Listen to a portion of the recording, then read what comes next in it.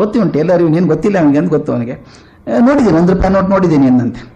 5 ರೂಪಾಯಿ ನೋಟ್ ತೆಗೆದು ಇದು ನೋಡಿದ್ಯಾ ಅಂತ, ಯಾವಾಗಾದ್ರೂ ಒಂದ್ಸಲ ನೋಡಿದ್ದೀನಿ ಇದನ್ನು ಅಂತ ಹೇಳಿದಂತೆ. 100 ರೂಪಾಯಿ ನೋಟ್ ತೆಗೆದಂತೆ, ಇದು ನೋಡಿದ್ಯಾ ಅಂತ. ಅಯ್ಯೋ ನೋಡೇ ಇಲ್ಲ ಇದು ನನ್ನಂತ ಅವನು ಹುಡುಗ, ನೋಡೇ ಇಲ್ಲ, 100 ರೂಪಾಯಿ ನೋಟ್ ನೋಡಿಲ್ಲ. 1000 ರೂಪಾಯಿ ನೋಟ್ ತೆಗೆದಂತೆ, ಇದು ಹಿಂಗೆ ಇರುತ್ತೆ ಅಂತ ಗೊತ್ತಿಲ್ಲ ನನಗೆ ಅಂತ ಹೇಳಿದಂತೆ. ಅವನ ಯಜಮಾನ್ ಹೇಳಿದಂತೆ, ನನ್ನ ಮಗಳು ಮದುವೆ ಆಗಪ್ಪ, ಏನು ತೊಂದರೆ ಇಲ್ಲ, ಪ್ರೀತಿ ಮಾಡ್ತಿದ್ಯಾ, ಅದೊಂದು ಕಂಡೀಷನ್, ನಿನಗೆ 1 ಲಕ್ಷ ರೂಪಾಯಿ ಕೊಡ್ತೇನೆ ನಾನು, ನಾಳೆ ಬೆಳಿಗ್ಗೆ ಹೊತ್ತಿಗೆ ಖರ್ಚು ಮಾಡ್ಕೊಂಡ್ಬರ್ಬೇಕು, ಖರ್ಚು ಮಾಡ್ಕೊಂಬಂದ್ರೆ ನನ್ನ ಮಗಳು ಮದುವೆ ಆಗಿ ನೀನು ಅಂತ ಹೇಳಿದಂತೆ. ಈತನಿಗೇನು ಗೊತ್ತಾಗಲಿಲ್ಲ ಖರ್ಚು ಮಾಡೋದಂದ್ರೆ ಏನು ಅಂತ. 1 ಲಕ್ಷ ರೂಪಾಯಿ ತೊಗೊಂಡ. ಅವನು ಏನು ಮಾಡಿದ ಅಂತ ಭಾಳ ಚೆನ್ನಾಗಿ ಹೇಳ್ತಾರೆ ನಾಟಕಕಾರರು. ಯಾವ ಮನೇಲಿ ಬಾಡಿಗೆ ಇದ್ನಲ್ಲ, 6 ತಿಂಗಳು ಬಾಡಿಗೆ ಕೊಟ್ಟಿರಲಿಲ್ಲ ಅವನು, ದುಡ್ಡಿಲ್ಲ ಅವನ ಕಡೆಗೆ. ಆ ಮಾಲೀಕನ ಕಡೆ ಹೋದಂತೆ, ನೋಡು 6 ತಿಂಗಳದ್ದು ಬಾಡಿಗೆ ತೊಗೊಂಡ್ಬಿಡು, ಬೇಕಾದ್ರೆ ಮುಂದಿನ 3 ತಿಂಗಳು ಬೇಕಾದ್ರೆ ಬಾಡಿಗೆ ತಗೋ ಅಂತ ಹೇಳಿದಂತೆ. ಮನೆ ಕೊಂಡ್ಕೋಬೇಕು ಅಂತ ತಲೆಗೆ ಬರಲ್ಲ ಅದು, ಮುಂದಿನ 3 ತಿಂಗಳು ಬೇಕಾದ್ರೆ ಬಾಡಿಗೆ ತಗೋ ಅಂದಂತೆ. ಅಂಗಡಿಗೆ ಹೋಗಿ 6 ಪೈಜಾಮ 6 ಶರ್ಟ್ ಆಗುವಷ್ಟು ಬಟ್ಟೆ ಕೊಡಿ. ಎಂದೂ 6 ಪೈಜಾಮ ಹೊಲಿಸಿದ್ದಿಲ್ಲ ಜೀವನದಲ್ಲಿ. ಅವನು ಏನು ಮಾಡಿದ್ರು 50 ರೂಪಾಯಿ ಆಗಲಿಲ್ಲ ಅದು ಅಂತ. ಅಂದರೆ ಕೇಳ್ಕೊಳ್ಳೋಕ್ಕೂ ಯೋಗ್ಯತೆ ಬೇಕಲ್ಲ ನಮಗೆ ಖರ್ಚು ಮಾಡೋದಕ್ಕೆ. ಅವನು ಬಂದು ವಾಪಸ್ ಹೇಳಿದಂತೆ, ನಿನ್ನ ಮಗಳು ಬೇಡ, ನಿನ್ನ 1 ಲಕ್ಷ ರೂಪಾಯಿನೂ ಬೇಡಪ್ಪ, ಕಷ್ಟ ಆಗ್ತದೆ ನನಗೆ ಅಂತ. ಖರ್ಚು ಮಾಡೋ ಹೆಂಗೆ ಅಂತ ಹೇಳಿದ, ತೋರಿಸ್ತೀನಿ ನಿನಗೆ ಅಂತ ಶ್ರೀಮಂತ ತನ್ನ ಮಗನ ಕರೆದಂತೆ. ಇಡು 1 ಲಕ್ಷ ರೂಪಾಯಿ ಇದೆ, ಖರ್ಚು ಮಾಡ್ಕೊಂಡ್ಬರ್ಬೇಕು ನಾಳೆ ಬೆಳಗ್ಗೆ ಅಂತ. ಅಯ್ಯೋ ನಾಳೆ ತನಕ ಕಾಯ್ಬೇಕಾ ಅನ್ನಂತ ಅವನು. ಅರ್ಧ ಗಂಟೆಗೆ ಬಂದಂತೆ, ಬಂದು ಇನ್ನೊಂದು 4 ಕಣೆ ಕೊಡಪ್ಪ ಅನ್ನಂತೆ ಅಪ್ಪನಿಗೆ. ಅಲ್ಲೋ ಈಗ 1 ಲಕ್ಷ ರೂಪಾಯಿ ಕೊಟ್ಟಿದ್ದಲ್ಲಪ್ಪ ನಿನಗೆ ಅಂತ ಕೇಳಿದಂತೆ. ಹೌದು, ಆ ಸುಣ್ಣಕ್ಕಾಯ್ತು, ಎಲೆಗೆಲ್ಲಿ ಅರ್ಥ ಆಗಲಿಲ್ಲ ಅಪ್ಪನಿಗೆ. ಅದು 1 ಲಕ್ಷ ರೂಪಾಯಿ ಮುತ್ತು ತೊಗೊಂಡ್ಬಿಟ್ಟೆ ನಾನು, ಮುತ್ತು ಕೊಂಡ್ಕೊಂಡು ಸುಟ್ಟೆ, ಬೂದಿ ಆಯಿತು, ನೀರು ಹಾಕಿ ಸುಣ್ಣ ಮಾಡ್ಕೊಂಡಿದ್ದೀನಿ, ಸುಣ್ಣ ಆಯಿತು, ಎಲೆಗೆ ಅಡಿಕೆಗೆ ದುಡ್ಡಲ್ಲಿದೆ ನನ್ನ ಹತ್ರ, ಕೊಡು ಒಂದಂತೆ. ಆಯ್ತು, ನೋಡಿ ಹಿಂಗಿರುತ್ತೆ ನಮ್ಮ ಶ್ರೀಮಂತರ ವ್ಯವಹಾರ ಅಂದರೆ ಅಂತ. ಕೇಳ್ಕೊಳ್ಳೋಕೆ ಶಕ್ತಿ ಬೇಕಲ್ಲ. ಇವರು ಕೇಳ್ಕೊಂಡಿದ್ರು, ಇವರು ತಮ್ಮ ಶಕ್ತಿ ಪ್ರಕಾರ ಕೇಳ್ಕೊಂಡಿದ್ರು. ಅಲ್ಲಿ ಕೂಡ ಶಕ್ತಿ ವ್ಯತ್ಯಾಸ ಆದ ತಕ್ಷಣ ಸಂತೋಷ ಹೆಚ್ಚು ಕಡಿಮೆ ಆಯಿತು. ಆ ಭಿಕ್ಷುಕ ಬಂದು ಕೇಳಿದಂತೆ, ಸಂತೋಷವಾಗಿದ್ದೀರಾ ಈಗ ಅಂತ ಕೇಳಿದಂತೆ. ನೀವೇನು ಮಾಡಿದೆ ಅಂತ ಕೇಳಿದ್ರಂತೆ. ನಾನು ಮೊದಲು ಏನಿರಲಿಲ್ಲ, ಸಂತೋಷವಾಗೇ ಇದ್ದೆ, ಈಗೂ ಸಂತೋಷವಾಗೇ ಇದ್ದೀನಿ ಅನ್ನಂತೆ. ಸಂತೋಷ ಅನ್ನೋದು ಮನದ ಸಂಸ್ಥಿತಿಯೇ ಬೇರಲ್ಲ ಅಂತ ಡಿವಿಜ್ ಹೇಳ್ತಾರೆ. ಮನದ ಸಂಸ್ಥಿತಿಯೇ ಬೇರಲ್ಲ.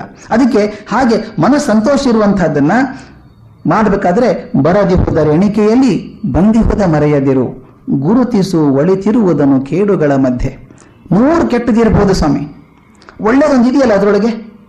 ಹುಡುಕಿ ಹುಡುಕಿ ಕೆಟ್ಟದನ್ನೇ ಯಾಕೆ ತೋರಿಸೋದು, ಒಳ್ಳೆಯದನ್ನು ತೋರಿಸಿ. ಇರುವ ಭಾಗ್ಯವ ನೆನೆದು ಬಾರನೆಂಬುದನ್ನು ಬಿಡು. ಇರುವ ಭಾಗ್ಯವ ನೆನೆದು, ಯಾರು ಹೇಳ್ತಾ ಇದ್ರು, ನನ್ನ ಕಾಲಲ್ಲಿ ಚಪ್ಪಲಿ ಇಲ್ಲ ಅಂತ ಅಳೋದಕ್ಕಿಂತ ಕಾಲ ಇಲ್ದವ್ರು ನೋಡಿ ಸಂತೋಷ ಪಡಬಾರ್ದಪ್ಪ ನೀನು. ಕಾಲ ಇಲ್ದವ್ರು ಇದ್ದಾರಲ್ಲ, ಅವ್ರು ನೋಡಿ ಸಂತೋಷ ಪಡಲ್ವಾ ನೀವು? ಚಪ್ಪಲಿ ಇಲ್ಲ ಅಂತ ಯಾಕೆ ಕಳ್ತೀಯ ನೀನು? ಅದಕ್ಕೆ ಇರುವ ಭಾಗ್ಯವ ನೆನೆದು ಬಾರನೆಂಬುದನ್ನು ಬಿಡು, ಹರುಷಕದೆ ದಾರಿಯಲು ಮಂಕುತಿಮ್ಮ. ಈ ಜೀವನ ಸಮೃದ್ಧಿಯಾಗಬೇಕಾದ್ರೆ, ಇದು ಲೋಕಸ್ನೇಹ ಆಗಬೇಕಾದ್ರೆ ಮೊದಲು ನಮ್ಮಲ್ಲಿ ಆ ಸಂತೋಷ ಬರಬೇಕು, ಒಳಿತನ್ನು ಹಿಡಿಯುವಂಥದ್ದು ಬರಬೇಕು. ಒಳಿತನ್ನು ಗುರುತಿಸೋದು ಮಾತ್ರ ಅಲ್ಲ, ಡಿವಿಜಿ ಒಂದು ಕಡೆ ಮಾತನ್ನು ತುಂಬ ಸ್ವಚ್ಛವಾಗಿ ಹೇಳ್ತಾರೆ. ಗುರುತಿಸೋದು ಮಾತ್ರ ಅಲ್ಲ ಸ್ವಾಮಿ, ಬಾಯಿ ಬಿಟ್ಟು ಹೇಳಿ, ಸ್ವಲ್ಪ ಒಳ್ಳೆಯದನ್ನು ಬಾಯಿ ಬಿಟ್ಟು ಹೇಳಿ. ನಮ್ಮಲ್ಲಿ ಕೆಟ್ಟದ್ದನ್ನು ತಕ್ಷಣ ಗುರುತಿಸ್ತೇವೆ, ಒಳ್ಳೆಯದನ್ನು ಗುರುತಿಸೋದು ತುಂಬ ಕಷ್ಟ ಆಗ್ತದೆ. ಒಂದು ಆಫೀಸಲ್ಲಿ ಒಂದು ವರ್ಕ್ಶಾಪಲ್ಲಿ ಮಾಡಿದ್ದು ಉಂಟು. ಅದನ್ನು ಇಷ್ಟು ಜನ 15 ಜನ ಕೆಲಸ ಮಾಡ್ತಾ ಇರಲಿಲ್ಲ ನಮ್ಮ ಜೊತೆಗೆ. ಯಾರಲ್ಲಿ ಏನೇನು ದೋಷ ಇದೆ ಸ್ವಲ್ಪ ಹೇಳಿ ಅಂದರೆ 15 ಪೇಜ್ ಬರಿತೀವಿ. ಪ್ರತಿಯೊಬ್ಬರ ಬಗ್ಗೆ 3 ಒಳ್ಳೆ ಮಾತನ್ನು ಬರೀರಿ ಎಂದು ತುಂಬ ಕಷ್ಟ ಆಗ್ತದೆ. ಪ್ರಯತ್ನ ಮಾಡಿ ನೋಡಿ ಇದನ್ನು. ಎಷ್ಟು ಸಲ ವರ್ಕ್ಶಾಪ್ ಹೋದಾಗ ನೋಡ್ತೇನೆ ನಾನು. ಹೇಳ್ಬಿಟ್ಟು ನಿಮ್ಮ ಜೊತೆ ಕೆಲಸ ಮಾಡೋರು ಪ್ರತಿಯೊಬ್ಬರ ಬಗ್ಗೆನೂ 3 ಒಳ್ಳೆ ಮಾತುಗಳು ಬರೀಬೇಕು. ಅವ್ರು ಯಾಕೆ ಮೆಚ್ಕೋತೀರಿ ನೀವು ಅಂತ. 3 ಹೆಂಗೆ ಸಿಗೋದು ಸರ್ ಅವ್ರ ಬಗ್ಗೆ? 3 ಸಿಕ್ಕೋದು ಕಷ್ಟ ಆಗ್ತದೆ.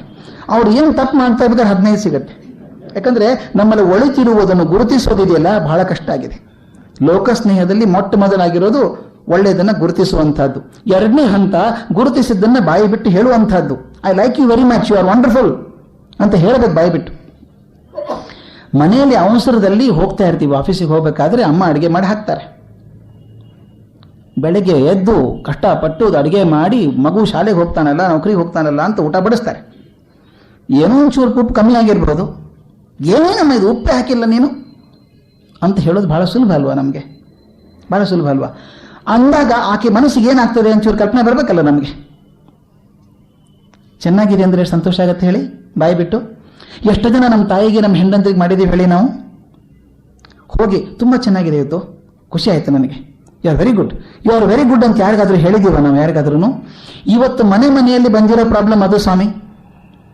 ಅಪ್ಪ ಮಗನ್ ಮಾತಾಡ್ಸೋಂಗಿಲ್ಲ, ಅತ್ತೆ ಸೊಸೆನ ಮಾತಾಡ್ಸೋಂಗಿಲ್ಲ, ಅಣ್ಣ ತಮ್ಮನ ಮಾತಾಡ್ಸೋಂಗಿಲ್ಲ, ಅಕ್ಕ ತಂಗಿನ ಮಾತಾಡ್ಸೋಂಗಿಲ್ಲ. ಯಾಕೆ? ಹೇಳೋದಿಲ್ಲ ಬಾಯ್ ಬಿಟ್ಟು ಐ ಲೈಕ್ ಯು ಅಂತ. ಒಂದು ಘಟನೆ ಆದದ್ದು ನಿಮ್ಗೆ ಹೇಳೋಕೆ ಇಷ್ಟಪಡ್ತೇನೆ ನಾನು ಸೌತ್ ಆಫ್ರಿಕಾದಲ್ಲಿದ್ದಾಗ ಪೇಪರ್ ಅಡ್ವರ್ಟೈಸ್ಮೆಂಟ್ ಬಂದದ್ದು. ನಾನು ತುಂಬ ಖುಷಿ, ಆದರೆ ಘಟನೆ ಖುಷಿದಲ್ಲ, ಆದರೆ ಹೇಳಿರೋ ರೀತಿ ತುಂಬ ಸಂತೋಷವಾದದ್ದು. ಜೋಹಾನ್ಸ್ಬರ್ಗಲ್ಲಿದ್ದಾಗ ಪೇಪರ್ಲಿ ಅಡ್ವರ್ಟೈಸ್ಮೆಂಟ್ ಬಂದಿತ್ತು ಒಂದು, ಅದು ನಾನು ಕಾಯ್ದಿಟ್ಕೊಂಡಿದ್ದೀನಿ.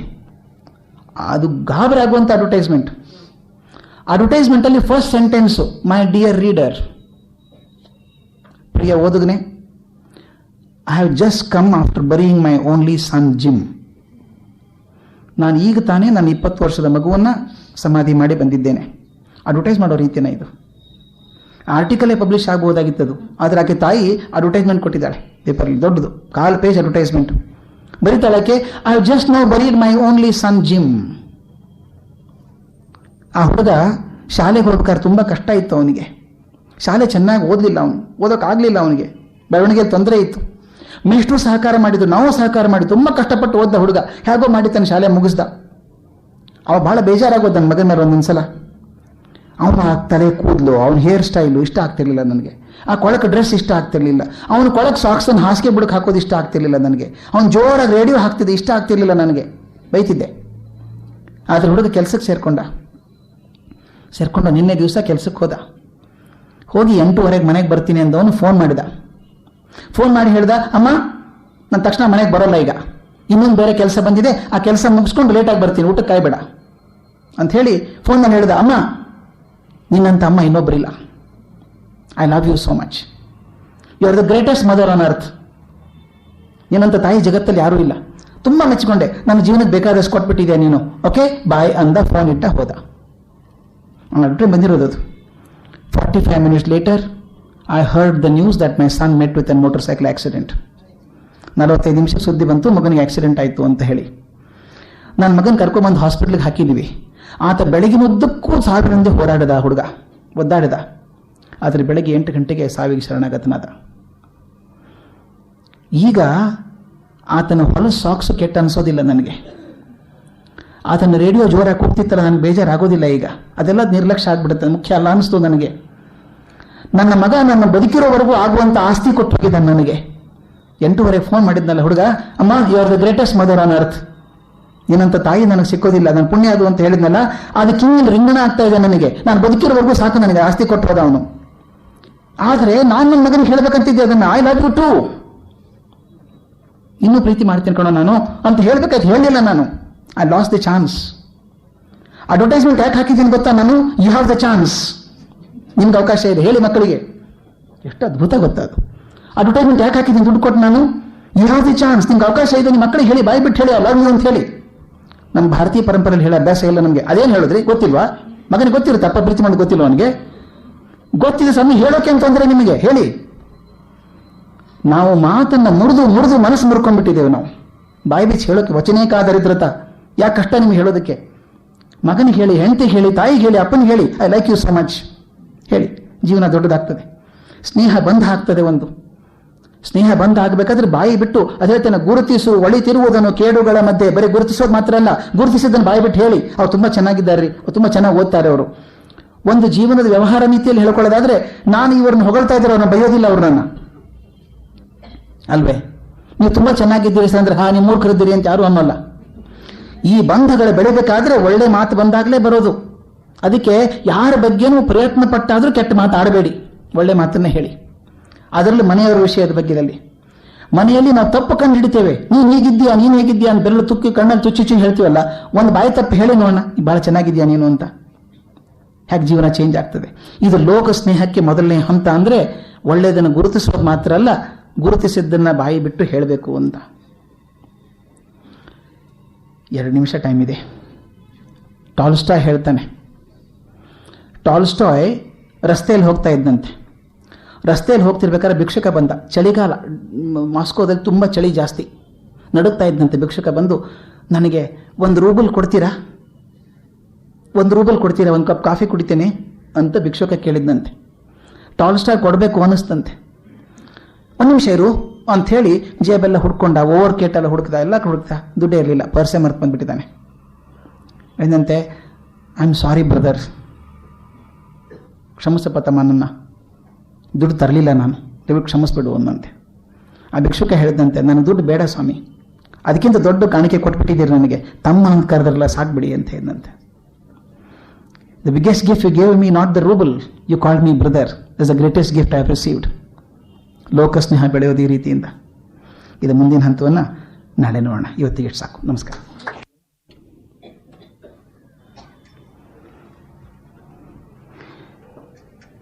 ಇವತ್ತು ಉಪನ್ಯಾಸ ಮಾಲಿಕೆಯ ಕೊನೆ ದಿನ ಅಂದಾಗ ನನಗೆ ಒಂಚೂರು ಗಾಬರಿ ಆಗ್ತದೆ. ಮೊದಲು ಪುಸ್ತಕ ನೋಡಿದಾಗ ತುಂಬ ಸಣ್ಣದು ಅನ್ನಿಸ್ತಾ ಇತ್ತು. ಅದರ ವಿಷಯದ ಗಹನತೆ ನೋಡಿದಾಗ 5 ದಿವಸ ಏನೂ ಸಾಕಾಗೋದಿಲ್ಲ ಅನಿಸುತ್ತೆ. ನಿನ್ನೆ ದಿವಸ ಪೂಜ್ಯ ಡಿ.ವಿ. ಜಿಯವರು ಹೇಳಿರುವ ಬದುಕಿಗೆ 3 ಅಗತ್ಯವಾದಂಥ ಲಕ್ಷಣಗಳನ್ನು ಗಮನಿಸಿದ್ವಿ. ಅದರಲ್ಲಿ 2 ಹೆಚ್ಚು ಒತ್ತು ಕೊಟ್ಟು ನೋಡಿದ್ವಿ. ಒಂದು ಜೀವನೋತ್ಸಾಹ ಮತ್ತು ಪುರುಷ ಪ್ರಯತ್ನ. ಹಾಗೆ ಲೋಕಸ್ನೇಹ ಕೂಡ ಎಷ್ಟು ಅವಶ್ಯಕ ಆಗ್ತದೆ ಅಂತ. ಈ ಲೋಕಸ್ನೇಹಕ್ಕೆ ಅವಶ್ಯಕವಾಗಬೇಕಾದಂಥದ್ದು ಯಾವುದು ಅಂತ. ನಾವೆಲ್ಲ ಸಮೃದ್ಧಿಯಾಗಿ ಸಂತೋಷವಾಗಿರಬೇಕಾದ್ರೆ ಲೋಕಸ್ನೇಹ ಇರಬೇಕು. ಅದಕ್ಕೆ ಡಿ.ವಿ. ಜಿ ಹೇಳೋ ಸೂತ್ರ, ಒಳ್ಳೆಯದನ್ನು ಕಂಡುಕೋಬೇಕು ಜಗತ್ತಲ್ಲಿ. ಬರದಿಹುದ ರೆಣಿಕೆಯಲ್ಲಿ ಬಂದಿಹುದ ಮರೆಯದಿರು, ಗುರುತಿಸು ಒಳಿತಿರುವುದನ್ನು ಕೇಡುಗಳ ನಡುವೆ. 108 ಕೆಟ್ಟದಿದ್ರು ಕೂಡ ಒಳ್ಳೆಯದನ್ನು ಗುರುತಿಸುವಂಥ ಕಾಣಬೇಕು. ಗುರುತಿಸುವುದಷ್ಟೇ ಅಲ್ಲ, ಅದನ್ನೇ ಚಿಂತನೆ ಮಾಡ್ತಾ ಇದ್ದರೆ ನಾವು ಅದಾಗ್ಬಿಡ್ತೀವಿ ಅಂತ. ಕಾರ್ಲ್ ಮಾರ್ಕ್ಸ್ ಒಂದು ಕಡೆ ಹೇಳ್ತಾನೆ, you become what you think ಅಂತ. You become what you think. ನಾವೇನು ಚಿಂತನೆ ಮಾಡ್ತೀವಿ ಅದಾಗ್ಬಿಡ್ತೀವಿ ಅಂತ. ನಾವು ಒಳ್ಳೆಯದನ್ನೇ ಚಿಂತನೆ ಮಾಡ್ತಾ ಇದ್ದರೆ ಒಳ್ಳೆಯವರಾಗ್ಬಿಡ್ತೀವಿ, ಒಳ್ಳೆ ಚಿಂತನೆ ಬರ್ತಾ ಇರ್ತದೆ. ಕೆಟ್ಟ ಚಿಂತನೆ ಮಾಡ್ತಾ ಇದ್ದರೆ ಆ ಕಡೆನೇ ಮನಸ್ಸು ಹೋಗ್ತದೆ ಅಂತ. ಅದಕ್ಕೆ ಡಿ.ವಿ. ಜಿ ಹೇಳೋದು, ಒಳ್ಳೆ ಚಿಂತನೆಯನ್ನು ಮಾಡ್ತಾ ಇರಿ, ನೀವು ಹಾಗಾಗ್ಬಿಡ್ತೀರಿ, ಒಳ್ಳೆಯವರಾಗ್ಬಿಡ್ತೀರಿ. You always recognise only good ಅಂತ. ಇದನ್ನು ಪಾಶ್ಚಿಮಾತ್ಯರು, ನಮ್ಮ ಭಾರತೀಯ ಪರಂಪರೆಯಿದ್ದಂಥದ್ದು ಇದು, ಅದನ್ನು ಪಾಶ್ಚಿಮಾತ್ಯರು ಒಂದು ಬೇರೆ ಹೆಸರಿಂದ ಕರೆದಿದ್ದಾರೆ, ಅಪ್ರಿಷಿಯೇಟಿವ್ ಇನ್ಕ್ವೈರಿ ಅಂತ.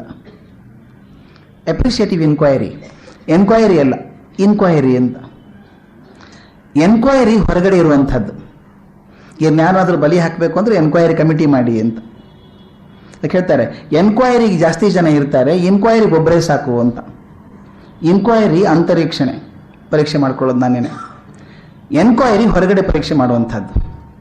ಅಪ್ರಿಷಿಯೇಟಿವ್ ಇನ್ಕ್ವೈರಿ ಅಂದರೆ ನಿಮ್ಮ ಮನಸ್ಸಲ್ಲಿ ಅಪ್ರಿಷಿಯೇಟ್ ಮಾಡುವಂಥ ಗುಣ ಬಂದಿದೆಯಾ ಅಂತ ಪರೀಕ್ಷೆ ಮಾಡ್ಕೋತಾ ಇರಬೇಕಾಗಾಗ ಅಂತ. ಇದು ಮಾಡ್ತಾ ಇರಬೇಕಾದ್ರೆ ಅವ್ರು 2 ಮಾತನ್ನು ಹೇಳ್ತಾರೆ. ಅಪ್ರಿಷಿಯೇಟಿವ್ ಇನ್ಕ್ವೈರಿಗೆ ಮುಖ್ಯವಾಗಿ ಬೇಕಾದದ್ದು 2 ಗುಣ ಅಂತ. 2 ಗುಣ. ಮೊದಲನೇದ್ದು, ಮತ್ತೊಬ್ಬರ ದೋಷಗಳನ್ನು ಎತ್ತಿ ಆಡಬೇಡ. ಮೊದಲೇ ಪ್ರತಿಜ್ಞೆ ಮಾಡ್ಕೊ. ಅವ್ರು ತಪ್ಪು ಮಾಡ್ತಾರೋ ಸರಿ ಮಾಡ್ತಾರೋ ನೀವ್ಯಾಕೆ ತಲೆ ಕೆಡಿಸ್ಕೋತೀರಿ, ನೀವು ಸರಿಯಾಗಿರಿ ಮೊದಲು. ಯಾಕಂದರೆ ನಮಗೆ ಮತ್ತೊಬ್ಬರು ತಪ್ಪು ತೋರಿಸ್ಕೊಡುವಂಥ ಅಧಿಕಾರ ಕೊಟ್ಟವ್ರು ಯಾರು? ಅವರು ಸರಿ ಮಾಡಿದ್ರು, ಅವ್ರು ತಪ್ಪು ಮಾಡಿದ್ರು ಅಂತ ನಿರ್ಧಾರ ಕೊಡೋಕೆ ನಾವು ಯಾರು? ಸುಪ್ರೀಂ ಕೋರ್ಟ್ ಜಡ್ಜಸೇ ಕೊಡೋದಿಲ್ಲ, ನಾವು ಕೊಡ್ಬೇಕು ಅದನ್ನು. ಆದರೆ ಸಾಮಾನ್ಯವಾಗಿ ಮತ್ತೊಬ್ಬರ ಬಗ್ಗೆ ನಾವು ತುಂಬ ಸುಲಭ ಮಾತಾಡ್ಬಿಡ್ತೀವಿ. ಅವ್ರು ಯಾವಾಗಲೂ ಹಾಗೇ ರೀ, ಅವರು ತಪ್ಪೇ ಮಾಡ್ತಾರೆ ಅವರು ಅಂತ. ಮಾತಾಡೋಕೆ ಅಧಿಕಾರ ನಮಗಿಲ್ಲ, ಎತ್ತಿ ಮಾತಾಡಬೇಡ ಅಂತ ಮೊದಲೇದ್ದು. ಇನ್ನೊಂದು ಮಾತು ಸ್ವಲ್ಪ ಕಠಿಣ ಅನಿಸುತ್ತೆ ಹೇಳೋದಕ್ಕೆ. ಅದು 2ನೇ ಮಾತು ಹೇಳೋದು, ನೀವು ಯಾರ ಜೊತೆಗಾದರೂ ಮಾತಾಡ್ತಿರ್ಬೇಕಾದ್ರೆ ಹೇಗೆ ಮಾತಾಡಬೇಕು ಅಂದರೆ, ಇದು ಬಹುಶಃ ಅವ್ರನ್ನ ಕಡೆ ಬಾರಿ ನೋಡ್ತಿದ್ದೀರಿ ನೀವು ಜೀವನದಲ್ಲಿ ಅನ್ನೋ ಹಾಗೆ ಮಾತಾಡಬೇಕಂತೆ. Talk to people as if you are talking to them for the last time in your life. ಇದು ನನಗೆ ಮೊದಲು ಅಷ್ಟು ಅನಿಸಿರಲಿಲ್ಲ, ಸರಿಯೇನೋ ತಪ್ಪು ಅಂತ ಗೊತ್ತಿರಲಿಲ್ಲ. ಈಗೊಂದು 8-10 ವರ್ಷಗಳಿಗೆ ಒಂದು ಘಟನೆ ಆಯಿತು. ನನ್ನ ಸ್ನೇಹಿತರಾದಂಥವ್ರೊಬ್ಬರು ಆರ್ಕಿಟೆಕ್ಟ್, ಒಳ್ಳೆ ಆರ್ಕಿಟೆಕ್ಟ್ ಅವರು. ಅವ್ರ ಹೆಂಡತಿ ಇಬ್ಬರು ಆರ್ಕಿಟೆಕ್ಟ್, ಮಕ್ಕಳಿರಲಿಲ್ಲ ಅವ್ರಿಗೆ. ಬಹಳ ಸಂತೋಷವಾಗಿದ್ದಂಥ ದಂಪತಿಗಳು. ಇಬ್ಬರು ಚೆನ್ನಾಗಿ ಪ್ರಾಕ್ಟೀಸ್ ಇತ್ತು, ಸಂತೋಷವಾಗಿದ್ದರು. ಮನೆಯಿಂದ ಒಂದು ಬರುತ್ತಲ್ಲ ಮಾತು, ಏನೋ ಜಗಳ ಬರ್ತದೆ, ಏನೋ ಗಂಡ ಹೆಂಡತಿಗೆ ಸ್ವಲ್ಪ ಜಗಳ ಬಂದಿದೆ. ಅವ್ರ ಆಫೀಸಿಗೆ ಹೋಗೋ ಟೈಮ್ ಏನೋ ಗೊತ್ತಿಲ್ಲ, ಒರಟಾಗಿ ನೀನು ಮಾಡಿದ್ದು ನೀನು ಯಾವಾಗಲೂ ಹೀಗೇನೆ ಅಂತೇನೋ ಅಂದ್ಕೊಂಡು ಕೋಪದಲ್ಲಿ ಹೆಂಡತಿ ಏನೋ ಅಂದರು, ಗಂಡ ಏನೋ ಅಂದರು. ಆ ಕೋಪದಲ್ಲಿ ಗಂಡ ಕೋಟ್ ಹಾಕ್ಕೊಂಡು ಕಾರ್ ತೊಗೊಂಡು ಹೋದರು. ಅವ್ರು ಮೈಸೂರಿಗೆ ಹೊರಟಿದ್ರು ಅನ್ಸುತ್ತೆ. ಈ ಬಿಡದಿ ಹತ್ರ ಆಕ್ಸಿಡೆಂಟ್ ಆಗಿ ತೀರ್ಕೊಂಡ್ರು. ಆದ್ರೆ ಆದದ್ದೇನಪ್ಪ ಅಂದರೆ ಅವ್ರ ಹೆಂಡತಿ ಆಕೆ ಬದುಕಿರೋವರೆಗೂ ತನ್ನನ್ನು ಕ್ಷಮಿಸಲಿಲ್ಲ. ಆಕೆ ನಾನು ಮಾತಾಡೋದಕ್ಕೆ ಹಿಂಗಾಯ್ತು ಅವತ್ತು ಅಂತ. ಅವ್ರು ಹೊರಟಾಗ ನಾನು ಮಾತಾಡಬಾರ್ದಾಗಿತ್ತು. ನಾನು ಸರಿಯಾಗಿ ಮಾತಾಡಿದರೆ ಅವ್ರ ಕೋಪದಲ್ಲಿ ಹೋಗ್ತಿರ್ಲಿಲ್ಲ. ಕೋಪದಲ್ಲಿ ಹೋದಾಗಲೇ ಜೋರಾಗಿ ಹೊಡೆದಿರ್ಬೇಕು ಅವ್ರ ಕಾರು. ಅದಾಗಿರ್ಲಿಕ್ಕಿಲ್ಲ, ಅದು ಕಾರಣನೂ ಇರಲಿಕ್ಕಿಲ್ಲ. ಆದರೆ ಆಕೆ ತಮ್ಮ ಕ್ಷಮಿಸ್ಕೊಳ್ಳಿಲ್ಲ ಯಾವತ್ತೂ. In fact she lived only for 5 years after that. 5 ವರ್ಷ ಬದುಕಿದ್ಲಾಕೆ. ಆದರೆ ಕೊನೆವರೆಗೂ ಅನ್ನೋದು ನನ್ನ ಗಂಡ ಸಾಯೋದಕ್ಕೆ ನಾನೇ ಕಾರಣ ಅಂತ. ಅದಕ್ಕೆ ಹೇಳ್ತಾರೆ, talk to people as if you are talking to them for the last time in your life. ಕೊನೆ ಬಾರಿ ಮಾತಾಡೋದಂದಾಗ ಮನಸ್ಸಲ್ಲಿ ಕೈ ಇರೋದಿಲ್ಲ, ಒಗರಿರೋದಿಲ್ಲ. ಇನ್ನೊಂದ್ಸಲ ನೋಡ್ತೀವಿ ಅಂತ ಗ್ಯಾರಂಟಿ ಇಲ್ಲ, ಪ್ರಪಂಚ ಹೇಗಿದೆ ಅಂದ್ರೆ ಹೇಳೋಕೆ ಬರೋದಿಲ್ಲ. ಅದರಿಂದ ಮತ್ತೊಬ್ಬರ ಬಗ್ಗೆ ಮಾತಾಡಿದಾಗ ಅಪ್ರಿಷಿಯೇಟಿವ್ ಎನ್ಕ್ವೈರಿ ಹೇಳ್ತಾರೆ, talk to them as if you are talking to them for the last time in your life. ಮನಸ್ಸಲ್ಲಿ ಕಹಿ ಬರೋದಿಲ್ಲ, ಒಗರು ಬರೋದಿಲ್ಲ ಅಂತ. ನಮ್ಮಲ್ಲಿ ಒಂದು ಅಭ್ಯಾಸ ಇದೆ, ನಾನು ತೋರಿಸ್ತೇನೆ ಹೇಗಾಗ್ತದೆ ಅಂಥೇಳಿ. ನಮ್ಮ ಸ್ವಭಾವ ಹೇಗಿದೆ ಅಂದರೆ, ಈಗ ನೋಡಿ ನನ್ನ ಕೈಯಲ್ಲಿ ಪೆನ್ ಇದೆ, ಏನಾಯ್ತು ಈಗ? ಸಾಮಾನ್ಯ ನಾವು ಹೇಳೋದು ಪೆನ್ ಬಿತ್ತು ಅಂತ ಹೇಳ್ತೇವೆ.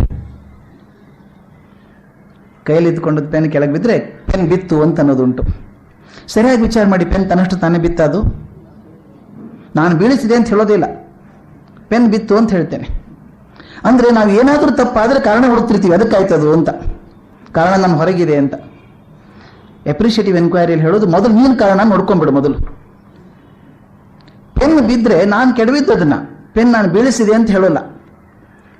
ಯಾವುದೋ ಯುರೋಪಿಯನ್ ಕಂಟ್ರಿಗೆ ಹೋಗಿ ನೀವು ದೇಶಕ್ಕೆ ಹೋದರೆ ಪೆನ್ ಬಿದ್ದರೆ ಐ ಡ್ರಾಪ್ ದ ಪೆನ್ ಅಂತಾನು, ಐ ಡ್ರಾಪ್ಡ್ ಇಟ್ ಅಂತಾನೆ. ನಾವು ಪೆನ್ ಬಿತ್ತು ಅಂತೀವಿ, ಜವಾಬ್ದಾರಿ ಪೆನ್ನಿನ ಮೇಲೆ ಆಯಿತು, ನನ್ನ ಮೇಲಿಲ್ಲ.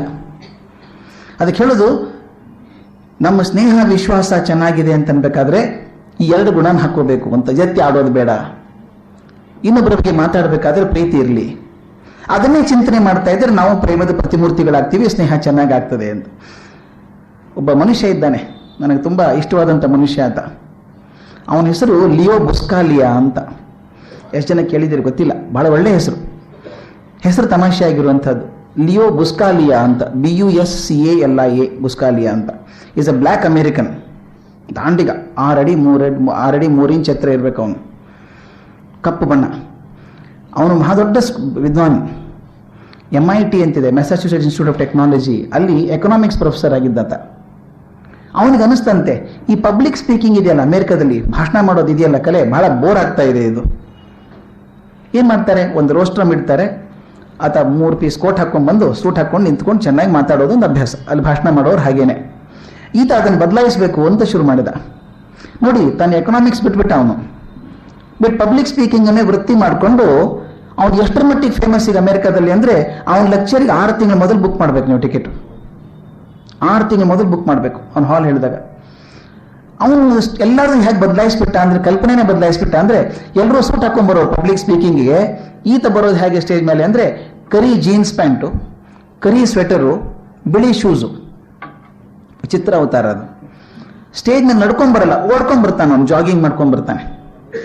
ಬಂದು ಸೆಂಟರ್ದಲ್ಲಿ ನಿಂತ್ಕೊಂಡು ಆಕಾಶ ಕಡೆ ಮುಖ ಮಾಡಿ ಮೊಳಕಾಲು ಊರಿ ಕೈ ಮಾಡಿ ಹೇಳ್ತಾನೆ, god save my audience from me ಅಂತ. ಅವ್ನು ಮೊದಲು ಶುರು ಮಾಡೋದು ಹೇಗೆ, ಜನ ನಕ್ರು, ಏನು ಹುಚ್ಚ ಇವನು ಅಂತ. ಆದ್ರೆ ಅವ್ನ ಬ್ಯಾಕ್ಗ್ರೌಂಡ್ ಗೊತ್ತಿತ್ತು ಜನಕ್ಕೆ, MIT ಪ್ರೊಫೆಸರ್ ಇವನು, ಎಕನಾಮಿಕ್ಸ್ ಅಂತ ಗೊತ್ತಿತ್ತು. ಅವನು ಇಷ್ಟು ಅದ್ಭುತವಾಗಿ ಮಾತಾಡ್ತಾನೆ, ಅಷ್ಟು ಅದ್ಭುತವಾಗಿ ಮಾತಾಡ್ತಾನೆ ಅಂದರೆ ನಂಬೋಕ್ಕಾಗೋದಿಲ್ಲ. ಅವನೊಂದು ಘಟನೆ ಬರೀತಾನೆ, ಈ ಲೋಕ ಸ್ನೇಹ ಹೇಗಿರ್ತದೆ ಅಂತ ಬರೀತಾನೆ ಒಂದು. ಅದು ನಮ್ಮ DVG ಅವ್ರ ಮನಸ್ಸಲ್ಲಿರುವಂಥ ವಿಚಾರನೇ ಅದು ಬಂದಿರೋದು. ಅವನೊಂದ್ಸಲ ಇಂಗ್ಲೆಂಡಿಗೆ ಹೋದನಂತೆ, ಆಕ್ಸ್ಫರ್ಡ್ಗೆ. ಈ ಅಮೇರಿಕನ್ಸೇ ಬೇರೆ, ಇಂಗ್ಲೆಂಡ್ನವರೇ ಬೇರೆ. ಇಂಗ್ಲೆಂಡ್ನವ್ರು ಎಷ್ಟು ಸಂಪ್ರದಾಯವಾದಿಗಳು, ಬಿಗಿ ಅಂತಂದರೆ ಅವ್ರು ಸುಮ್ಮನೆ ನಗೋದಿಲ್ಲ ಕೂಡ. ನಿಮ್ಮನ್ನು ನೋಡಿದ್ರೆ ಅವರು ಅಮೇರಿಕಾದಲ್ಲಿ ಯಾರಿಗಾದ್ರೂ ಹಾಯ್ ಅಂತ ಹೋಗ್ಬಿಡ್ಬೋದು, ಇವ್ರಿಗೆ ಅನ್ನೋಕೆ ಸಾಧ್ಯ ಇಲ್ಲ. ಇವನು ಆಕ್ಸ್ಫರ್ಡಿಗೆ ಬೇರೆ ಹೋಗಿದ್ದಾನೆ. ಆಕ್ಸ್ಫರ್ಡಿಗೆ ಹೋದಾಗ, ಹಿಂಗೆ ಯೂನಿವರ್ಸಿಟಿ ಕ್ಯಾಂಪಸ್ಸಲ್ಲಿ ಹೋದಾಗ, ಆ ಕಡೆಯಿಂದ ಪ್ರೊಫೆಸರ್ ಬರ್ತಾ ಇದ್ರಂತ, ವಯಸ್ಸಾದವರು, ಬಿಳಿ ಕೂದಲು, ಬಗ್ಕೊಂಡು ಕೈಯಲ್ಲಿ ಪುಸ್ತಕ ಹಿಡ್ಕೊಂಡು ನಿಧಾನಕ್ಕೆ ಬರ್ತಾ ಇದ್ದಾರೆ. ಇವನ್ ಬುಸ್ಕಾಲಿಗೆ ಅವ್ರು ಮಾತಾಡಿಸ್ಬೇಕು ಅಂತ ಆಸೆ ಆಯಿತು. ಅವ್ರು ಯಾರು ಅಂತ ಗೊತ್ತಿಲ್ಲ, ಮಾತಾಡಿಸ್ಬೇಕು ಅಂತ ಆಸೆ. ಅವನು ಹೇಳಿದ್ನಲ್ಲ, 6 ಅಡಿ ದಾಂಡಿಗ, ಇಷ್ಟು ಉದ್ದ ಹೆಜ್ಜೆ ಇಡ್ತಾನೆ. ಆ ರೋಡ್ ಆ ಕಡೆಗೆ ಅವ್ರ ಪ್ರೊಫೆಸರ್ ಬರ್ತಾ ಇದ್ದಾರೆ. ಒಂದು ದಾಡ್ ಹೋದ, ಅವ್ರ ಮುಂದೆ ನಿಂತ್ಕೊಂಡು ಗುಡ್ ಮಾರ್ನಿಂಗ್ ಪ್ರೊಫೆಸರ್ ಅಂದ. ಆ ಇಂಗ್ಲೆಂಡ್ ಮನುಷ್ಯನ ಗಾಬರಿ. ಇಂಗ್ಲೆಂಡ್ನವ್ರು ಹೇಗಂದ್ರೆ ಸುಮ್ಮನೆ ಅನ್ನೋಂಗಿಲ್ಲ, ಪರಿಚಯ ಇಲ್ದವ್ರದ್ದು ಮಾತಾಡ್ಸಂಗಿಲ್ಲ ಅವ್ರನ್ನ.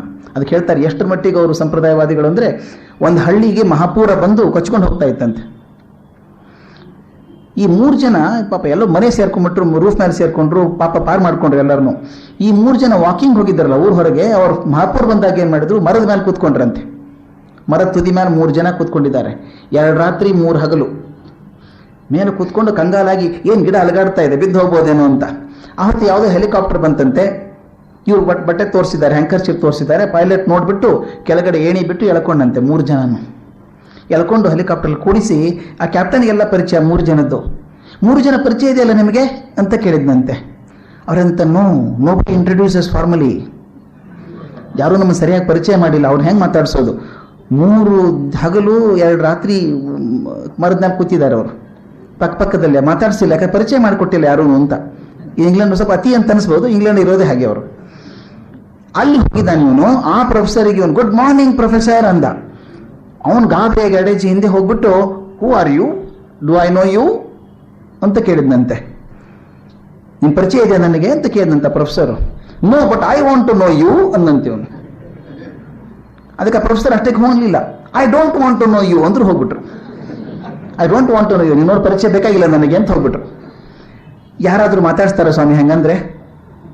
ಇವನು ಮರುದಿವಸ ಕಾಯ್ಕೊಂಡಿದ್ದು ಅವ್ರು ಬರೋ ಟೈಮ್ ನೋಡ್ಕೊಂಡು ಅವ್ರು ಯಾರು ಚರಿತ್ರೆ ಎಲ್ಲ ತಗೊಂಡು ಮರುದಿನ ಆ ಪ್ರೊಫೆಸರ್ ಬರ್ತಿರ್ಬೇಕಾದ್ರೆ ಜೋರಾಗಿ ಹೋದ್ನಂತ, ದಡ್ಡ ಮತ್ತೆ ಹೋಗ್ಬಿಟ್ಟು good morning professor, you know me, I am the same person you did not want to meet yesterday. ನಾನು ಅವನೇ, ನನ್ನ ಹತ್ರ ಮಾತಾಡಬಾರ್ದು ಅಂದಿದ್ದಲ್ಲ ಅವನೇ ನಾನು ನಿನ್ನೆ ಅಂತ ಹೇಳಿದಂತೆ. ಅವನ್ ನೆಗೆ ತಡೋಕ್ಕಾಗ್ಲಿಲ್ಲಂತೆ. ನೀನು ಯಾರೋ ಪ್ರಾಣಿ ಅಂತ ಕೇಳಿದಂತೆ. ಅದು ಹೆಂದತ್ತೆ ನನ್ನ ಹೆಸರು ಲಿಯೋ ಬುಸ್ಕಾಲಿಯಾ ಅಂತ. ಆ ಪ್ರೊಫೆಸರ್ ಶೇಕ್ ಹ್ಯಾಂಡ್ ಮಾಡಿ, ಅವನು ಎಕನಾಮಿಕ್ಸ್ ಪ್ರೊಫೆಸರ್. ಆತ ಹೇಳಿದಂತೆ ಬುಸ್ಕಾಲಿಯಾ ಅಂತ ಗೊತ್ತಿದ್ರೆ ಇನ್ನೇ ಮಾತಾಡ್ಸಿದ್ನಲ್ಲಪ್ಪ ನಿನ್ನ ಅಂತ. ಆತ ಹೇಳಿದಂತೆ ಬುಸ್ಕಾಲಿಯಾ ಅಂತ ಮಾತಾಡಿಸ್ಬೇಕು ನೀನು, ಎಕನಾಮಿಕ್ಸ್ ಪ್ರೊಫೆಸರ್ ಅಂತ ಮಾತಾಡಿಸ್ಬಾರ್ದು ನನ್ನ. I want to talk to you as an individual, not as an economics professor. ಮುಂದೆ ಬುಸ್ಕಾಲಿಯಾ ಬ್ರೌನ್ ಅಂತ ಅವನ ಹೆಸರು, ಪ್ರೊಫೆಸರ್ ಹೆಸರು. ಬುಸ್ಕಾಲಿಯಾ ಬ್ರೌನ್ ಅಂತ 4 ಪುಸ್ತಕ ಬಂತು ಮೈಕ್ರೋ ಎಕನಾಮಿಕ್ಸ್ ಮೇಲೆ. ಜಗದ್ವಿಖ್ಯಾತವಾದಂಥ ಪುಸ್ತಕ ಬಂತು 4 ಮೈಕ್ರೋ ಎಕನಾಮಿಕ್ಸ್ ಮೇಲೆ. ಬುಸ್ಕಾಲಿಯಾ ಹೇಳ್ತಾನೆ, ಅವತ್ತು ನಾನು ಹಂಗೆ ಒತ್ತಾಯ ಮಾಡಿ ಸ್ನೇಹ ಮಾಡ್ಕೊಳ್ಳದೆ ಹೋಗಿದ್ರೆ 4 ಪುಸ್ತಕ ಬರ್ತಿರ್ಲಿಲ್ಲ ಇದು ಅಂತ ಅಲ್ವಾ. ಸ್ನೇಹ ಅನ್ನೋದು ಅವನ ತನ್ನ ಸೇತುವೆ ಇದ್ದ ಹಾಗೆ. ಎಷ್ಟು ಸಾಧ್ಯದೆಯೋ ಅಷ್ಟು ಸೇತುವೆ ಎಸಿತಾ ಇರಿ ನೀವು. ನಿಮ್ಮ ಪಾಲಿ ನೀವು ಎಸಿರಿ, ಅವ್ರು ಎಸಿತಾರೋ ಬಿಡ್ತಾರೋ ಗೊತ್ತಿಲ್ಲ, ಅವ್ರು ಎಸಿದ್ರೆ ಬಂಧ ಗಟ್ಟಿ ಆಯ್ತು, ಆಗದೆ ಹೋದ್ರೆ ಏನು ನಷ್ಟ ಇಲ್ಲ. ಈ ಸ್ನೇಹ ಬೆಳೆಸ್ಕೊಳ್ಳುವಂಥದನ್ನ ಮಾಡ್ಕೊಂಡು ಹೋಗ್ಬೇಕು ಅಂತ.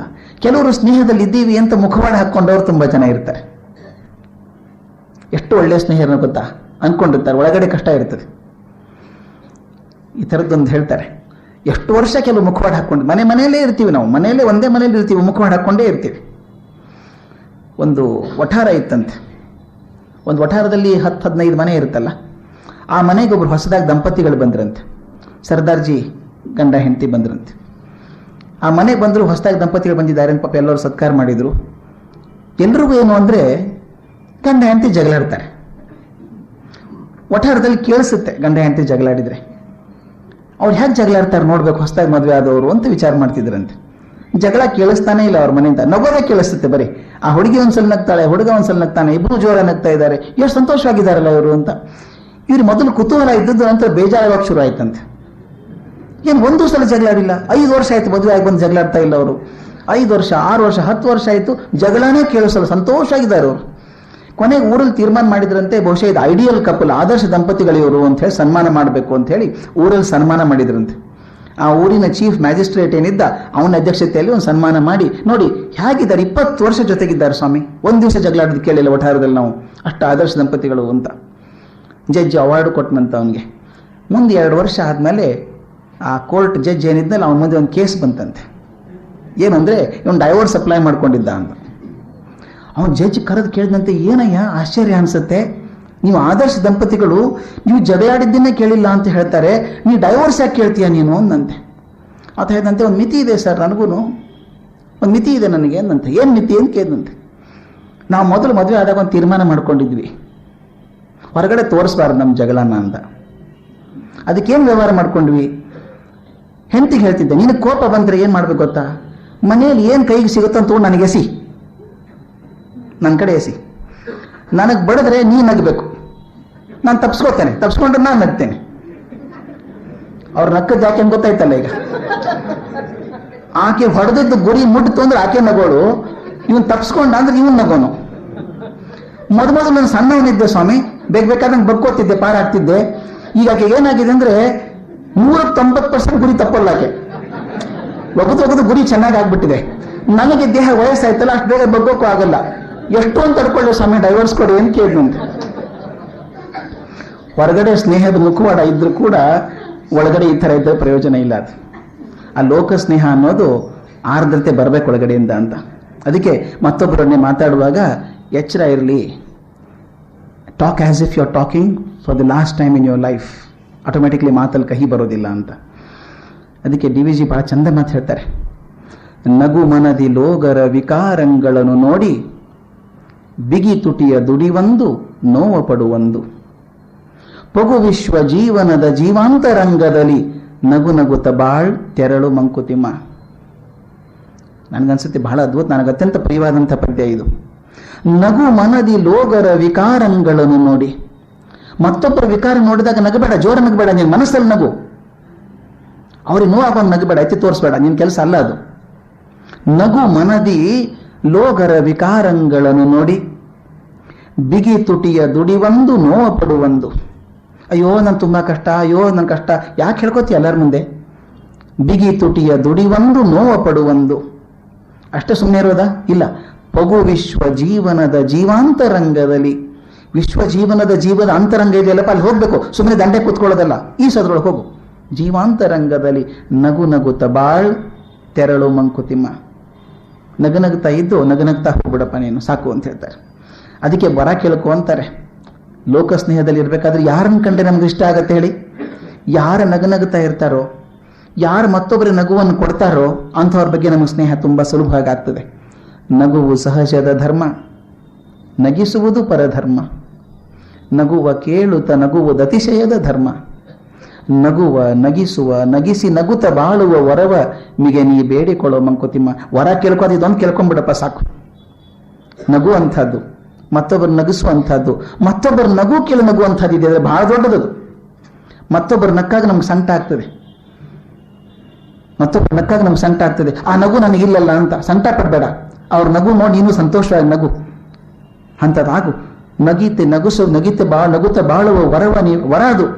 ನಗು ಅಂಥದ್ದು, ನಗಿಸುವಂಥ ವರ ಕೇಳ್ಕೊ, ನಿಂಗೆ ಸ್ನೇಹ ಚೆನ್ನಾಗಿ ಬರ್ತದೆ ಅಂತ. ಇಷ್ಟೆಲ್ಲ ಹೇಳಿದಂಥ ಡಿ ವಿ ಜಿ, ಪುರುಷ ಪ್ರಯತ್ನಕ್ಕೆ ಒತ್ತು ಕೊಟ್ಟಂಥ ಡಿ ವಿ ಜಿ ಎಲ್ಲ ಆಯ್ತು. ಹಾಗಾದ್ರೆ ದೈವ ಭಕ್ತಿ ಬೇಡವಾ? ಎಲ್ಲ ಪುರುಷರ ಪ್ರಯತ್ನದಿಂದ ಆಗೋದಾದ್ರೆ ದೈವ ಭಕ್ತಿ ಆಗ್ಬೇಕು ನಮ್ಗೆ ಹಾಗಾದ್ರೆ ಅಂತ ಅನಿಸ್ಬೋದು. ಅದು ಡಿ ವಿ ಜಿ ಹೇಳ್ತಾರೆ, ದೈವ ಭಕ್ತಿ ಬೇಕು ನಮಗೆ. ಅದು ದೈವ ಭಕ್ತಿ ಹೇಗಿರ್ಬೇಕು ನಮ್ದು? ದೈವ ಭಕ್ತಿ ಹೇಗಿರ್ಬೇಕು ಅಂತ, ಅದು ಭಯ ನಿವಾರಕ ಮಾತ್ರೆ ಆಗಬಾರ್ದು ಅಂತ. ಭಯ ಬಂದಾಗೊಮ್ಮೆ ದೇವ್ರ ನೆನೆಸ್ಕೊಳ್ಳೋದು, ಭಯ ಹೋಗೋದಕ್ಕೆ ದೇವ್ರ ನೆನೆಸೋದು ಭಯ ಭಕ್ತಿ ನಮ್ದು. ನಮ್ಮ ಭಯಮೂಲವಾದಂಥ ಭಕ್ತಿ. ಕಷ್ಟ ಬಂದಾಗ ವೆಂಕಟರಮಣ ಅಂತೀವಲ್ಲ, ಅದಕ್ಕೊಂದು ಹೇಳ್ತಾರೆ, ನಮ್ಮ ಭಕ್ತಿ ಹೇಗಿದೆ ಅಂದ್ರೆ, ಕತ್ತಲೆಯೊಳೇನೋ ಕಂಡು ಬೆದರಿದ ನಾಯಿ ಎತ್ತಲೋ ಸಖನೋರ್ವ ನಿಹನೆಂದು ನಂಬಿ ಕತ್ತೆತ್ತಿ ಮೋಳಿಡುತ್ತ ಬೊಗಳಿ ಹಾರಾಡುವುದು ಭಕ್ತಿ ಅಂತೆಯೇ ನಮ್ಮದು ಮಂಕುತಿಮ್ಮ. ಭಕ್ತಿ ಹೇಗಿದೆ ಅಂದ್ರೆ, ಕತ್ತಲೆ, ಅಮಾವಾಸ್ಯೆ ಲೈಟ್ ಹೋಗ್ಬಿಟ್ಟಿದೆ, ಸಾಮಾನ್ಯವಾಗಿ ಹೋಗ್ತಾವೆ ಅಮಾವಾಸ್ಯೆ ಹೊತ್ತಿಗೆ ಲೈಟ್ ಹೋಗೋದು ಉಂಟು, ಸ್ಟ್ರೀಟ್ ಲೈಟ್. ನಾಯಿ ಒಂದೇ ಇದೆ, ಅದು ಗಾಬರಿ ಆಗಿಬಿಟ್ಟಿದೆ. ಇನ್ಯಾರೋ ಇದ್ದಾರಲ್ಲೋ ಸ್ನೇಹಿತರು ದೂರ, ಹೆದರ್ಕೊಂಡ್ಬಿಟ್ಟಿದೆ. ಕತ್ತಲೊಳಗೆ ಏನೋ ಕಾಣಿಸ್ಬಿಡ್ತಿದ್ದಾರೆ ಅದಕ್ಕೆ. ಅದಕ್ಕೆ ಕತ್ತಲೆಯೊಳೇನೋ ಕಂಡು ಬೆದರಿದ ನಾಯಿ. ಇನ್ನೊಂದು ಒಣಿಯಲ್ಲಿ ಸ್ನೇಹಿತ ಇದ್ದಾನೆ ನೋಡೋಣ. ಎತ್ತಲೋ ಸಿಖನೋರ್ವ ನಿಹನೆಂದು ನಂಬಿ ಆಗೇನ್ ಮಾಡ್ತದೆ, ಕತ್ತೆತ್ತಿ ಮೋಳಿಡುತ್ತ ಬೊಗಳಿ ಹಾರಾಡುವುದು. ಇದು ಬೊಗಳೆ, ಅದು ಬೊಗಳುತ್ತೆ, ಅದಕ್ಕೂ ಹೆದರಿಕೆ ಇದೆಯಲ್ಲ. ಓ ದೋಸ್ತ ಇದ್ದಾನೆ ಹಾಗಾದ್ರೆ ಅವನ ಪಕ್ಕದ ಒಣಿಯಲ್ಲಿ ಅಂತ ಸಮಾಧಾನ ಅಷ್ಟೇನೆ. ಕತ್ತೆತ್ತಿ ಮೋಳಿಡುತ್ತ ಬೊಗಳಿ ಹಾರಾಡುವುದು ಭಕ್ತಿ ಅಂತೆಯೇ ನಮ್ಮದು ಮಂಕುತಿಮ್ಮ. ನನ್ನ ಭಕ್ತಿ ಭಯ ನಿವಾರಕ ಮಾತ್ರೆ ಆಗಬಾರ್ದು ಅಂತ. ಭಕ್ತಿ ಅಂದ್ರೆ ಏನು ಅಂತ ಡಿ ವಿ ಜಿ ಚೆನ್ನಾಗಿ ಪಟ್ಟಿ ಹಾಕ್ತಾರೆ. ಭಕ್ತಿ ಅಂದ್ರೆ ವಿಭೂತಿ, ಕುಂಕುಮ, ನಾಮ, ತುಳಸಿ ಸರ, ರುದ್ರಾಕ್ಷಿ, ತಾಯ್ತ, ಚಕ್ರ, ತ್ರಿಶೂಲ ಇವೆಲ್ಲ ಹಾಕ್ಕೊಂಡಿದ್ರೆ ನಾವು ಬಹಳ ಭಕ್ತರು. ಸದಾಕಾಲ ರಾಮ ರಾಮ ಶಿವ ಶಿವ ಅಂತ ಇರೋದು, 24 ತಾಸು ಅಂತ ಇದ್ರೆ ಬಹಳ ದೊಡ್ಡ ಭಕ್ತರಿದೆಯವರು. ಯಾವಾಗಲೂ ಬಾಯಲ್ಲಿ ರಾಮನಾಮನೇ ಬರ್ತಾ ಇರುತ್ತೆ. ಇದನ್ನು ಹೇಳಕ್ಕೆ ಇಷ್ಟಪಡ್ತದೆ, ನನಗೆ ಪ್ಲಾನ್ ಮಾಡಿರಲಿಲ್ಲ ಹೇಳಬೇಕು ಅಂತ ಅನಿಸ್ತದೆ, ಹೇಳಬೇಕು ಅಂತ. ಕನ್ನಡದಲ್ಲಿ ಮತ್ತು ಸಂಸ್ಕೃತದಲ್ಲಿ 2 ಮಾತುಂಟು, ಅನುಭವ ಮತ್ತು ಅಭಿನಯ ಅಂತ. ಎರಡು ಒಂಥರ ಹತ್ತಿರ ಪದ ಅನಿಸುತ್ತೆ, ಬಟ್ ಪೂರ್ತಿ ಬೇರೆ ಬೇರೆ ಆದಂಥವು. ಅನುಭವ ಮತ್ತು ಅಭಿನಯ ಅಂತ ಏನು ವ್ಯತ್ಯಾಸ? ಅದಕ್ಕೆ ಒಂದು ಒಳ್ಳೆ ನಾಟಕ ನಡೀತಾ ಇದೆ ಸ್ಟೇಜ್ ಮೇಲೆ, ತುಂಬ ಚೆನ್ನಾಗಿ ನಡೀತಾ ಇದೆ, ಹಾಲ್ ತುಂಬ ಜನ ಕೂತಿದ್ದಾರೆ. ಆ ನಾಯಕಿ ಬರ್ತಾಳೆ, ಯಾವುದು ದುಃಖದ ಸನ್ನಿವೇಶ, ಎಷ್ಟು ಚೆನ್ನಾಗಿ ಆ್ಯಕ್ಟಿಂಗ್ ಮಾಡ್ತಾಳೆ ಅಂತಂದರೆ ಜೋರಾಗಿ ಅಳ್ತಾಳೆ, ಕಣ್ಣೀರು ಧಾರಿಯಾಗಿ ಸುರಿತದೆ. ಆಕೆ ಕೇಳಬೇಕಾದ್ರೆ ಆಕೆ ನೋಡಿ ಪಾಪ ಮುಂದೆ ಕೂತಂತ ಜನ ಅಳೋಕೆ ಶುರು ಮಾಡ್ತಾರೆ, ಎಷ್ಟು ಚೆನ್ನಾಗಿ ಆ್ಯಕ್ಟಿಂಗ್ ಮಾಡ್ತಾಳಲ್ಲ. ಅದು ನಾವು ಆರೋಪಿಸ್ಕೊಂಡು ನಾವು ಅಳೋಕೆ ಶುರು ಮಾಡ್ತೀವಿ. ಆ ಸೀನ್ ಮುಗಿದ ತಕ್ಷಣ ಆಕೆ ಒಳಗೆ ಹೋಗಿ ಏನು ಮಾಡ್ತಾಳೆ ಗೊತ್ತಾ? ಕಣ್ಣೊರೆಸ್ಕೊಂಡ್ಬಿಟ್ಟು ಹೇಗಿತ್ತು ನನ್ನ ಆ್ಯಕ್ಟಿಂಗು ಅಂತ ತನ್ನ ಫ್ರೆಂಡ್ಸಿಗೆ ಕೇಳ್ತಾಳೆ. ಆಕೆಗೆ ಅದು ಅಭಿನಯ ಆಗಿತ್ತು, ಅದ್ರ ಮುಂದೆ ಕೂತವರಿಗೆ ಅನುಭವ ಆಗಿತ್ತು. ಅಭಿನಯ ಆಕೆಗಾಯ್ತು, ಅನುಭವ ನಮಗಾಯ್ತು. ಅದಕ್ಕೆ ಹೇಳ್ತಾರೆ ಅನುಭವ ಆದರೆ ಹೇಗಿರ್ತದೆ ಅಂತಂದ್ರೆ, ಅನುಭವ ಅಂದ್ರೆ ಬೆಂಕಿಯಲ್ಲಿ ಹೋದ ಹಾಗೆ ಅಂತ. ಬೆಂಕಿಯಲ್ಲಿ ಒಂದು ಬದನೆಕಾಯನ್ನು ಹಾಕಿದ್ರೆ ಅದು ಬೆಂದು ಹೋಗ್ತದೆ, ವಾಪಸ್ ಮತ್ತೆ ಬದನೆಕಾಯಿ ಆಗೋದಿಲ್ಲ. ಒಂದು ಕಾಗದವನ್ನು ಬೆಂಕಿಯಲ್ಲಿ ಹಾಕಿದ್ರೆ ಸುಟ್ಟು ಬೂದಿ ಆಗ್ತದೆ, ಮತ್ತೆ ಕಾಗದ ಆಗೋದಿಲ್ಲ. ಅದು ಹೇಗೆ ಬದಲಾಯಿಸ್ಲಿಕ್ಕೆ ಆಗದ ಹಾಗೆ ಪರಿವರ್ತನೆ ಆಗಿಬಿಡ್ತದೋ ಬೆಂಕಿಯಲ್ಲಿ ಹಾಕಿದಾಗ, ಮನುಷ್ಯನಿಗೂ ಹಾಗೆ ಆಗ್ತದೆ ಅನುಭವಕ್ಕೆ ಹೋದವನಿಗೆ ಅಂತ. ಅನುಭವ ಆದವನ ಜೀವನ ಪೂರ್ತಿ ಬದಲಾಯಿಸ್ತದೆ. ಬದಲಾಯಿಸದೆ ಹೋದ್ರೆ ಅದು ಅನುಭವ ಅಲ್ಲ, ಅಭಿನಯ ಆಯಿತು ಅಂತ ಹೇಳ್ತಾರೆ. ಸಾಕಷ್ಟು ಜನ, 185% ಜನ ನಮ್ಮ ಜೀವನ ಅಭಿನಯದಲ್ಲೇ ಹೋಗ್ತದೆ ಹೊರತಾಗಿ ಅನುಭವಕ್ಕೆ ಹೋಗೋದಿಲ್ಲ ಅಂತ. ಯಾರು ಹೇಳ್ತಾರೆ ಅಂತ, ಕೈಯಲ್ಲಿ ನಾ ಬೆಂಕಿ ಹಿಡ್ಕೊಂಡಿದ್ದೀನಿ ಸ್ವಾಮಿ, ಕೈ ಸುಡೋದಿಲ್ಲ ಅಂದು ಅಂತ. ನೀವು ಕೈಯಲ್ಲಿ ಬೆಂಕಿ ಹಿಡ್ಕೊಂಡಿಲ್ಲಪ್ಪ, ಬೆಂಕಿ ಚಿತ್ರ ಹಿಡ್ಕೊಂಡಿದ್ದೀರಿ ಅಷ್ಟೇನೆ. ಬೆಂಕಿ ಹಿಡಿದ್ರೆ ಕೈ ಸುಡಬೇಕದು, ಸುಡದೆ ಹೋದ್ರೆ ಬೆಂಕಿ ಅಲ್ಲ ಅದು. ಒಂದು ಘಟನೆ ಬಹಳ ಅದ್ಭುತ ಆದಂಥದ್ದು ಭಾರತ ದೇಶದಲ್ಲಿ ಹಿಂದ್ಕೊಂದು 2-3 ಸಲ ಹೇಳಿದ್ದೀನಿ ನಾನು. ಅದು ತುಂಬ ಪ್ರಿಯವಾದಂಥ ಘಟನೆ ನನಗದು. ಸುಮಾರು 400 ವರ್ಷಗಳ ಹಿಂದೆ ಭಾರತ ದೇಶದಲ್ಲಿ ಒಬ್ಬ ದೊಡ್ಡ ಸಂಸ್ಕೃತ ವಿದ್ವಾಂಸರಾಗಿ ಹೋದರು. ಪೂನಾ ದೇಶದಲ್ಲಿ ಬಹಳ ದೊಡ್ಡ ವಿದ್ವಾಂಸರು, ಸಂಸ್ಕೃತ ಗ್ರಾಮರದಲ್ಲಿ, ವ್ಯಾಕರಣದಲ್ಲಿ ದೊಡ್ಡ ಪಂಡಿತರು. ಅವ್ರು ಸುಮಾರು 55, 56, 58 ವರ್ಷ ಇರಬೇಕು. ಅವ್ರ ತಂದೆ ಇದ್ರಂತೆ. ಅವ್ರ ತಂದೆ ಬಹಳ ಭಕ್ತರು. ಅವ್ರ ಹಿರಿಯರು ಪೂರ್ವಜರು ಒಂದು ರಾಮದೇವರ ದೇವಸ್ಥಾನ ಕಟ್ಟಿದ್ರಂತೆ. ಮಗನ ಹೇಳೋರಂತೆ, ಏನಪ್ಪ ನೀನು ದೊಡ್ಡ ಸಂಸ್ಕೃತ ವಿದ್ವಾಂಸ, ದಿನ ಹೋಗು, ನಮ್ಮ ಹಿರಿಯರು ಕಟ್ಟಿದ ರಾಮ ದೇವಸ್ಥಾನ ಇದೆ, ಅಲ್ಲಿ ಹೋಗು, ರಾಮ ರಾಮ ಅನ್ನು ಪೂಜೆ ಮಾಡು ಅಂತ. ಆ ಮಗ ಕೇಳೋನಂತೆ, ಬೆಳೆದ ಮಗ ತಂದೆಗೆ, ಅಪ್ಪ ನೀವು ದಿನಕ್ಕೆ 3 ಸಲ ಹೋಗ್ತೀರಿ ದೇವಸ್ಥಾನಕ್ಕೆ, ರಾಮ ರಾಮ ಅಂತೀರಿ, ಏನು ಬದಲಾಯಿಸಿದ್ ಕಾಣಿಸ್ತಿಲ್ಲ ನನಗೆ, ನಾನು ಹೋಗಿ ಏನು ಮಾಡೋದಿದೆ ಅಂತ ಕೇಳಿದ್ನಂತೆ. ಇಲ್ಲ ನೀನು ಹೋಗಬೇಕು ಅಂತ ಹಠ ಹಿಡಿದ್ರು. ಮುಂದೆ 2-3 ವರ್ಷ ಆದಮೇಲೆ ಇಡೀ ದೇಶದಲ್ಲಿ ಅವರು 60ನೇ ಹುಟ್ಟುಹಬ್ಬ ಆಚರಿಸ್ತಾ ಇದ್ರು ಸಂಭ್ರಮದಿಂದ. ಪಂಡಿತರು 60ನೇ ಹುಟ್ಟುಹಬ್ಬ ಅಂತ ಹೇಳಿ ಪೂನಾ ದೇಶ ಸನ್ಮಾನ ಇತ್ತಂತ ಅವ್ರಿಗೆ. ಅವತ್ತು ಬೆಳಗ್ಗೆ ತಂದೆ ತಡ್ಕೊಳ್ಳೋಕ್ಕಾಗಲಿಲ್ಲ. ನೋಡು, ಜಗತ್ತು ಮರ್ಯಾದೆ ಕೊಡ್ತಾ ಇದ್ದೇನೆ, ದೊಡ್ಡ ವಿದ್ವಾಂಸ ಅಂತ ಹೇಳಿ, ಒಂದು ದಿವಸ ದೇವಸ್ಥಾನಕ್ಕೆ ಹೋಗಲಿಲ್ಲ ನೀನು, ಹೋಗು, ಇವತ್ತು ಹೋಗು, ಇವತ್ತು ಖಂಡಿತ ಹೋಗ್ಬೇಕು ನೀನು ದೇವಸ್ಥಾನಕ್ಕೆ ಹೋಗಿ ಪೂಜೆ ಮಾಡ್ಕೊಂಬಾ ಅಂತ ಹೇಳಿದ್ರಂತೆ. ಮಗ ಹೇಳಿದಂತೆ, ಅಪ್ಪ ನೀವು ಹಠ ಹಿಡಿಯೋದೇ ಆದರೆ ನಾನು ಹೋಗ್ತೇನೆ, ಆದರೆ ಮನೇಲಿ ಕೂತು ದಾರಿ ನೋಡಬೇಡಿ ನಂದು ಅಂತ ಹೇಳಿದಂತೆ. ತಂದೆಗೆ ಅರ್ಥ ಆಗಲಿಲ್ಲ. ಹೋಗು ದೇವಸ್ಥಾನಕ್ಕೆ ಹೋಗು ಅಂದರು. ಮಗ ಸ್ನಾನ ಮಾಡಿ ಶುಚಿರ್ಭೂತ ಆಗಿ ದೇವಸ್ಥಾನಕ್ಕೆ ಹೋದಂತೆ. ಆ ರಾಮ ವಿಗ್ರಹದ ಮುಂದೆ ಕೂತ್ಕೊಂಡು ಆ ವಿಗ್ರಹದ ಕಣ್ಣಲ್ಲಿ ಕಣ್ಣಿಟ್ಟು ಒಂದು ದೀರ್ಘ ಶ್ವಾಸ ತಗೊಂಡು ಒಂದೇ ಒಂದ್ಸಲ ರಾಮ ಅನ್ನಂತೆ ದೇಹ ಕುಸಿದು ಬಿದ್ದು ಪ್ರಾಣ ಹೋಯಿತು.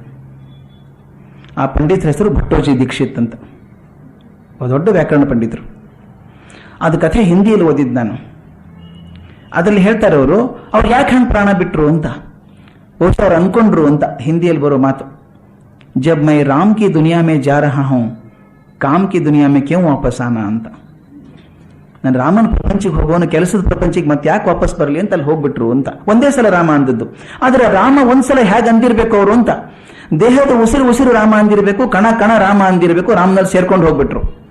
ನಾವು ಅವ್ರ ಅಪ್ಪನಂಗಿದ್ದೇವೆ ಅಂತ. ದಿನಕ್ಕೆ 1000 ಸಲ ರಾಮ ರಾಮ ಅಂತೇವೆ, ಮೈಗೆ ಮುಟ್ಟೋಲ್ಲ ಅದು. ತಾವು ನೋಡಿರ್ಬೇಕು, ಮನೆಯಲ್ಲಿ ಮಂಗಳಾರತಿ ಮಾಡ್ತಿರ್ಬೇಕಾದ್ರೆ ಬಾಗಿಲು ಗಂಟೆ ಆದ್ರೆ ಯಾರು ನೋಡು, ಮಂಗಳಾರತಿ ಇಲ್ಲಿ ಯಾರು ನೋಡು ಅಂತ. ಅಂಗಡಿಯಲ್ಲಿ ಕೂತ್ಕೊಂಡು ವ್ಯಾಪಾರ ಮಾಡ್ತಿರ್ತಾರೆ, ಚೀಲದ ಕೈ ಹಾಕಿ ಮಣಿ ಅನಿಸ್ತಾ ಇರ್ತಾರೆ, ನಾಯಿ ಓಡಿಸ್ತಾ ಇರ್ತಾರೆ, ವ್ಯಾಪಾರ ಮಾಡ್ತಾರೆ. ರಾಮರಾಮಕ್ಕೆ ಏನಾದರೂ ಅರ್ಥ ಇದೆಯಾ? ನಾವೇ ನೋಡಿ ಎಷ್ಟೋ ಸಲ ನಮಗೆ ಆಗತ್ತೆ ಜೀವನದಲ್ಲಿ, ಯಾವುದೋ ಒಂದು ಸ್ತೋತ್ರ ಬಾಯಿಗೆ ಬರ್ತಾ ಇರುತ್ತೆ, ನಮಗೆ ಮಂತ್ರ ಬರ್ತದೆ, ಅದು ಹೇಳ್ಕೋತಾ ಇರ್ತೀವಿ. ಬಾಯಿ ಮಂತ್ರ ಅಂತ ಇರ್ತಿದ್ರೆ ತಲೆ ಎಲ್ಲೋ ಹೋಗಿರುತ್ತಲ್ಲ, ಆ ಮಂತ್ರಕ್ಕೆ ಏನು ಅರ್ಥ ಇದೆಯಾ? ಅದಕ್ಕೆ ಅನುಭವ ಅಂತ ಅನ್ನೋದು ಮೈಗೆ ತಟ್ಟಬೇಕು ಅಂತ. ತಟ್ಟಿದಾಗ ಅದು ಬೇರೆ ಆಗ್ತದೆ. ಅದಕ್ಕೆ DVG ಬಾಚಂದ್ ಹೇಳ್ತಾರೆ, ಈ ಭಜನೆ ಉಪವಾಸ ಎಲ್ಲ ಇದೆಯಲ್ಲ, ಇದು ತಪ್ಪಲ್ಲ, ಇದು ತಪ್ಪೇನೂ ಅಲ್ಲ, ಸರಿ ಅದು. ಆದರೆ ಭಕ್ತಿಗೆ ಅಷ್ಟು ಮಾತ್ರ ಸಾಲದು ಅಂತ. ಭಕ್ತಿಗೆ ಅಷ್ಟು ಮಾತ್ರ ಸಾಲದು. ನಾಮ, ಮುದ್ರೆ, ತುಳಸಿಧರ ಇದಿಷ್ಟೇ ಸಾಲದು. ಮನೆಗೆ ರಂಗೋಲಿ ಹಾಕಿ ತೋರಣ ಕಟ್ತೇವೆ ಹಬ್ಬ ಇದ್ದಾಗ, ಅದು ಬೇಕು, ಅಲಂಕಾರ, ಕಾಂತಿ ಬರ್ತದೆ ಮನೆಗೆ. ಅದಕ್ಕೆ ಹೇಳ್ತಾರೆ, ದೇವ ಮಂದಿರ ಭಜನೆ ಪೂಜೆ ಪ್ರಸಾದಗಳು ಜೀವನದ ಅಲಂಕಾರ ಮನಸ್ಸಿನುದ್ಧಾರ. ಭಾವವಂ ಕ್ಷುಲ್ಲ ಜಗದಿಂ ಬಿಡಿಸಿ ಮೇಲ್ವೈಭವು ಯಾವುದಾದರೂ ಒಳಿತು ಮಂಕುತಿಮ್ಮ. ಮನಸ್ಸಿಗೆ ಸಮಾಧಾನ ಕೊಡದಿದ್ರೆ ಯಾವುದಾದ್ರೂ ಮಾಡ್ಕೊಳ್ಳಪ್ಪ. ದೇವ ಮಂದಿರ, ಭಜನೆ, ಪೂಜೆ, ಪ್ರಸಾದ ಇವ್ಯಾವುದು ಅಂದ್ರೆ ಜೀವನದ ಅಲಂಕಾರ, ಮನಸ್ಸಿನುದ್ಧಾರ. ಜೀವನಕ್ಕೊಂದು ಅಲಂಕಾರ ಬರ್ತದೆ, ಮನಸ್ಸಿನ ಉದ್ಧಾರ ಆಗ್ತದೆ. ಮತ್ತೇನ್ ಮಾಡ್ತದೆ ಅದು ಪೂಜೆ? ಭಾವವಂ, ಆ ಕ್ಷಣದಲ್ಲಿ ಮನಸ್ಸನ್ನ ಕ್ಷುಲ್ಲ ಜಗದಿಂ ಬಿಡಿಸಿ ಮೇಲ್ವೈವವು. ಆ ಕ್ಷಣಕ್ಕಾದ್ರೆ ಮನಸ್ಸು ಮೇಲ್ಮಟ್ಟಿಗೆ ಹೋಯ್ತಾ ನಮ್ದು ಪೂಜೆ ಆಗ್ಬೇಕಾದ್ರೆ? ನೋಡಿ, ನಾವು ದೇವಸ್ಥಾನದಲ್ಲಿ ಎಲ್ಲೆಲ್ಲೋ ಕೂತ್ಕೊಂಡಿರ್ತೀವಿ, ಮಂಗಳಾರತಿ ದೂರ ಇದೆ ಇನ್ನೂ ಅಂತ ಹೇಳಿ ಹರಟೆ ಹೊಡಿತಾ ಇರ್ತೀವಿ, ಪ್ರಮೋಷನ್, ಇನ್ಕ್ರಿಮೆಂಟು, ಸಕ್ಕರೆ ಬೆಲೆ ಎಲ್ಲ ಮಾತಾಡ್ತಾ ಇರ್ತೀವಿ. ಗಂಟೆ ಹೊಡೆದ ತಕ್ಷಣ ಬರ್ರಿ ಮಂಗಳಾರತಿ ಬಂತು ಅಂತ ನಿಂತ್ಕೋತೀವಿ. ಆಗಮಾರ್ಥಾಂತು ದೇವಾನಾಂ ಗಮನಾರ್ಥಾಂತು ರಾಕ್ಷಸಾಂ. ನಮ್ಮ ಮನಸ್ಸಲ್ಲಿರುವಂಥ ರಾಕ್ಷಸರೆಲ್ಲ ಹೋಗ್ಲಿ, ದೇವತೆಗಳು ಬರಲಿ, ಆಕಾದ್ರೂ ಕ್ಷಣಕ್ಕಾದ್ರೂ ದೇವರ ಕಡೆ ಹೋಗ್ತದೆ ಅಂತ. ಆ ಕ್ಷಣಕ್ಕಾದ್ರೂ ಭಾವವನ್ನು ಬಿಡಿಸಿ ಕ್ಷುಲ್ಲ ಜಗದಿ ಮೇಲ್ವೈವವು. ಇದು ಯಾವುದಾದ್ರೂ ಮಾಡಪ್ಪ ಒಳಿತು, ಯಾವುದಾದ್ರೂ ಒಳಿತು ಮಂಕುತಿಮ್ಮ. ಈ ರಂಗೋಲಿ ಎಲ್ಲ ಬೇಕು, ಅಲಂಕಾರ ಬೇಡ ಅಂತ ಯಾರು ಹೇಳೋದಿಲ್ಲ. ಆದರೆ ಬರೀ ಬಾಗಿಲ ತೋರಣದಿಂದ ರಂಗೋಲಿದಿಂದ ಹಬ್ಬ ಆಗೋದಿಲ್ಲ ಅಂತ, ಒಳಗೆ ಹೂರಣ ಆಗಬೇಕು ಅಂತ DVG ಮಾತದ್ದು. ಒಳಗಡೆ ರಂಗೋಲಿ ತೋರಣದಿಂದ ಮಾತ್ರ ಹಬ್ಬ ಆಗೋದಿಲ್ಲ, ಒಳಗಡೆ ಹೂರ್ಣದ ಅಡಿಗೆನೂ ಆಗಬೇಕು. ಭಕ್ತಿಯ ನಾಮ ಸಂಕೀರ್ತನೆಯೊಡನೆ ಅವ್ರು ಮಾತಿದ್ದು, ಭಕ್ತಿಯ ನಾಮ ಸಂಕೀರ್ತನೆಯೊಡನೆ ವಿವೇಕದ ಕಾರ್ಯವೂ ಸೇರಬೇಕು. ಭಕ್ತಿ ಎಂಬುದು ಮನಸ್ಸಿನ ತಳಮಳವಲ್ಲ, ಅದು ಪುರುಷ ಶಕ್ತಿಯ ಪ್ರಯತ್ನವೂ ಆಗಬೇಕು. ಬರೀ ಭಕ್ತಿಯಿಂದ ತಳಮಳ ಮಾತ್ರ ಅಲ್ಲ. ಮೊದಲು ಹೇಳ್ತಿದ್ರಂತೆ ಭಕ್ತಿಗೆ ಹೃದಯ ಒಂದೇ ಪೀಠ ಅಂತ ಹೇಳ್ತಾ ಇದ್ರಂತೆ. DVG ಹೇಳ್ತಾರೆ ಅದು ಸಾಲದು, ಭಕ್ತಿ ಒಂದು ಪಾದ ಹೃದಯದಲ್ಲಿದ್ರೆ ಇನ್ನೊಂದು ಪಾದ ಬುದ್ಧಿಯಲ್ಲಿರಬೇಕು ಅಂತ. ಭಕ್ತಿಯಿಂದ ಬರೀ ಒಳ್ಳೆ ಮಾತು ಬಂದ್ರೆ ಸಾಲದು, ಒಳ್ಳೆ ಕಾರ್ಯಗಳು ಆಗ್ತಾ ಇರಬೇಕು ನಮ್ಮಿಂದ.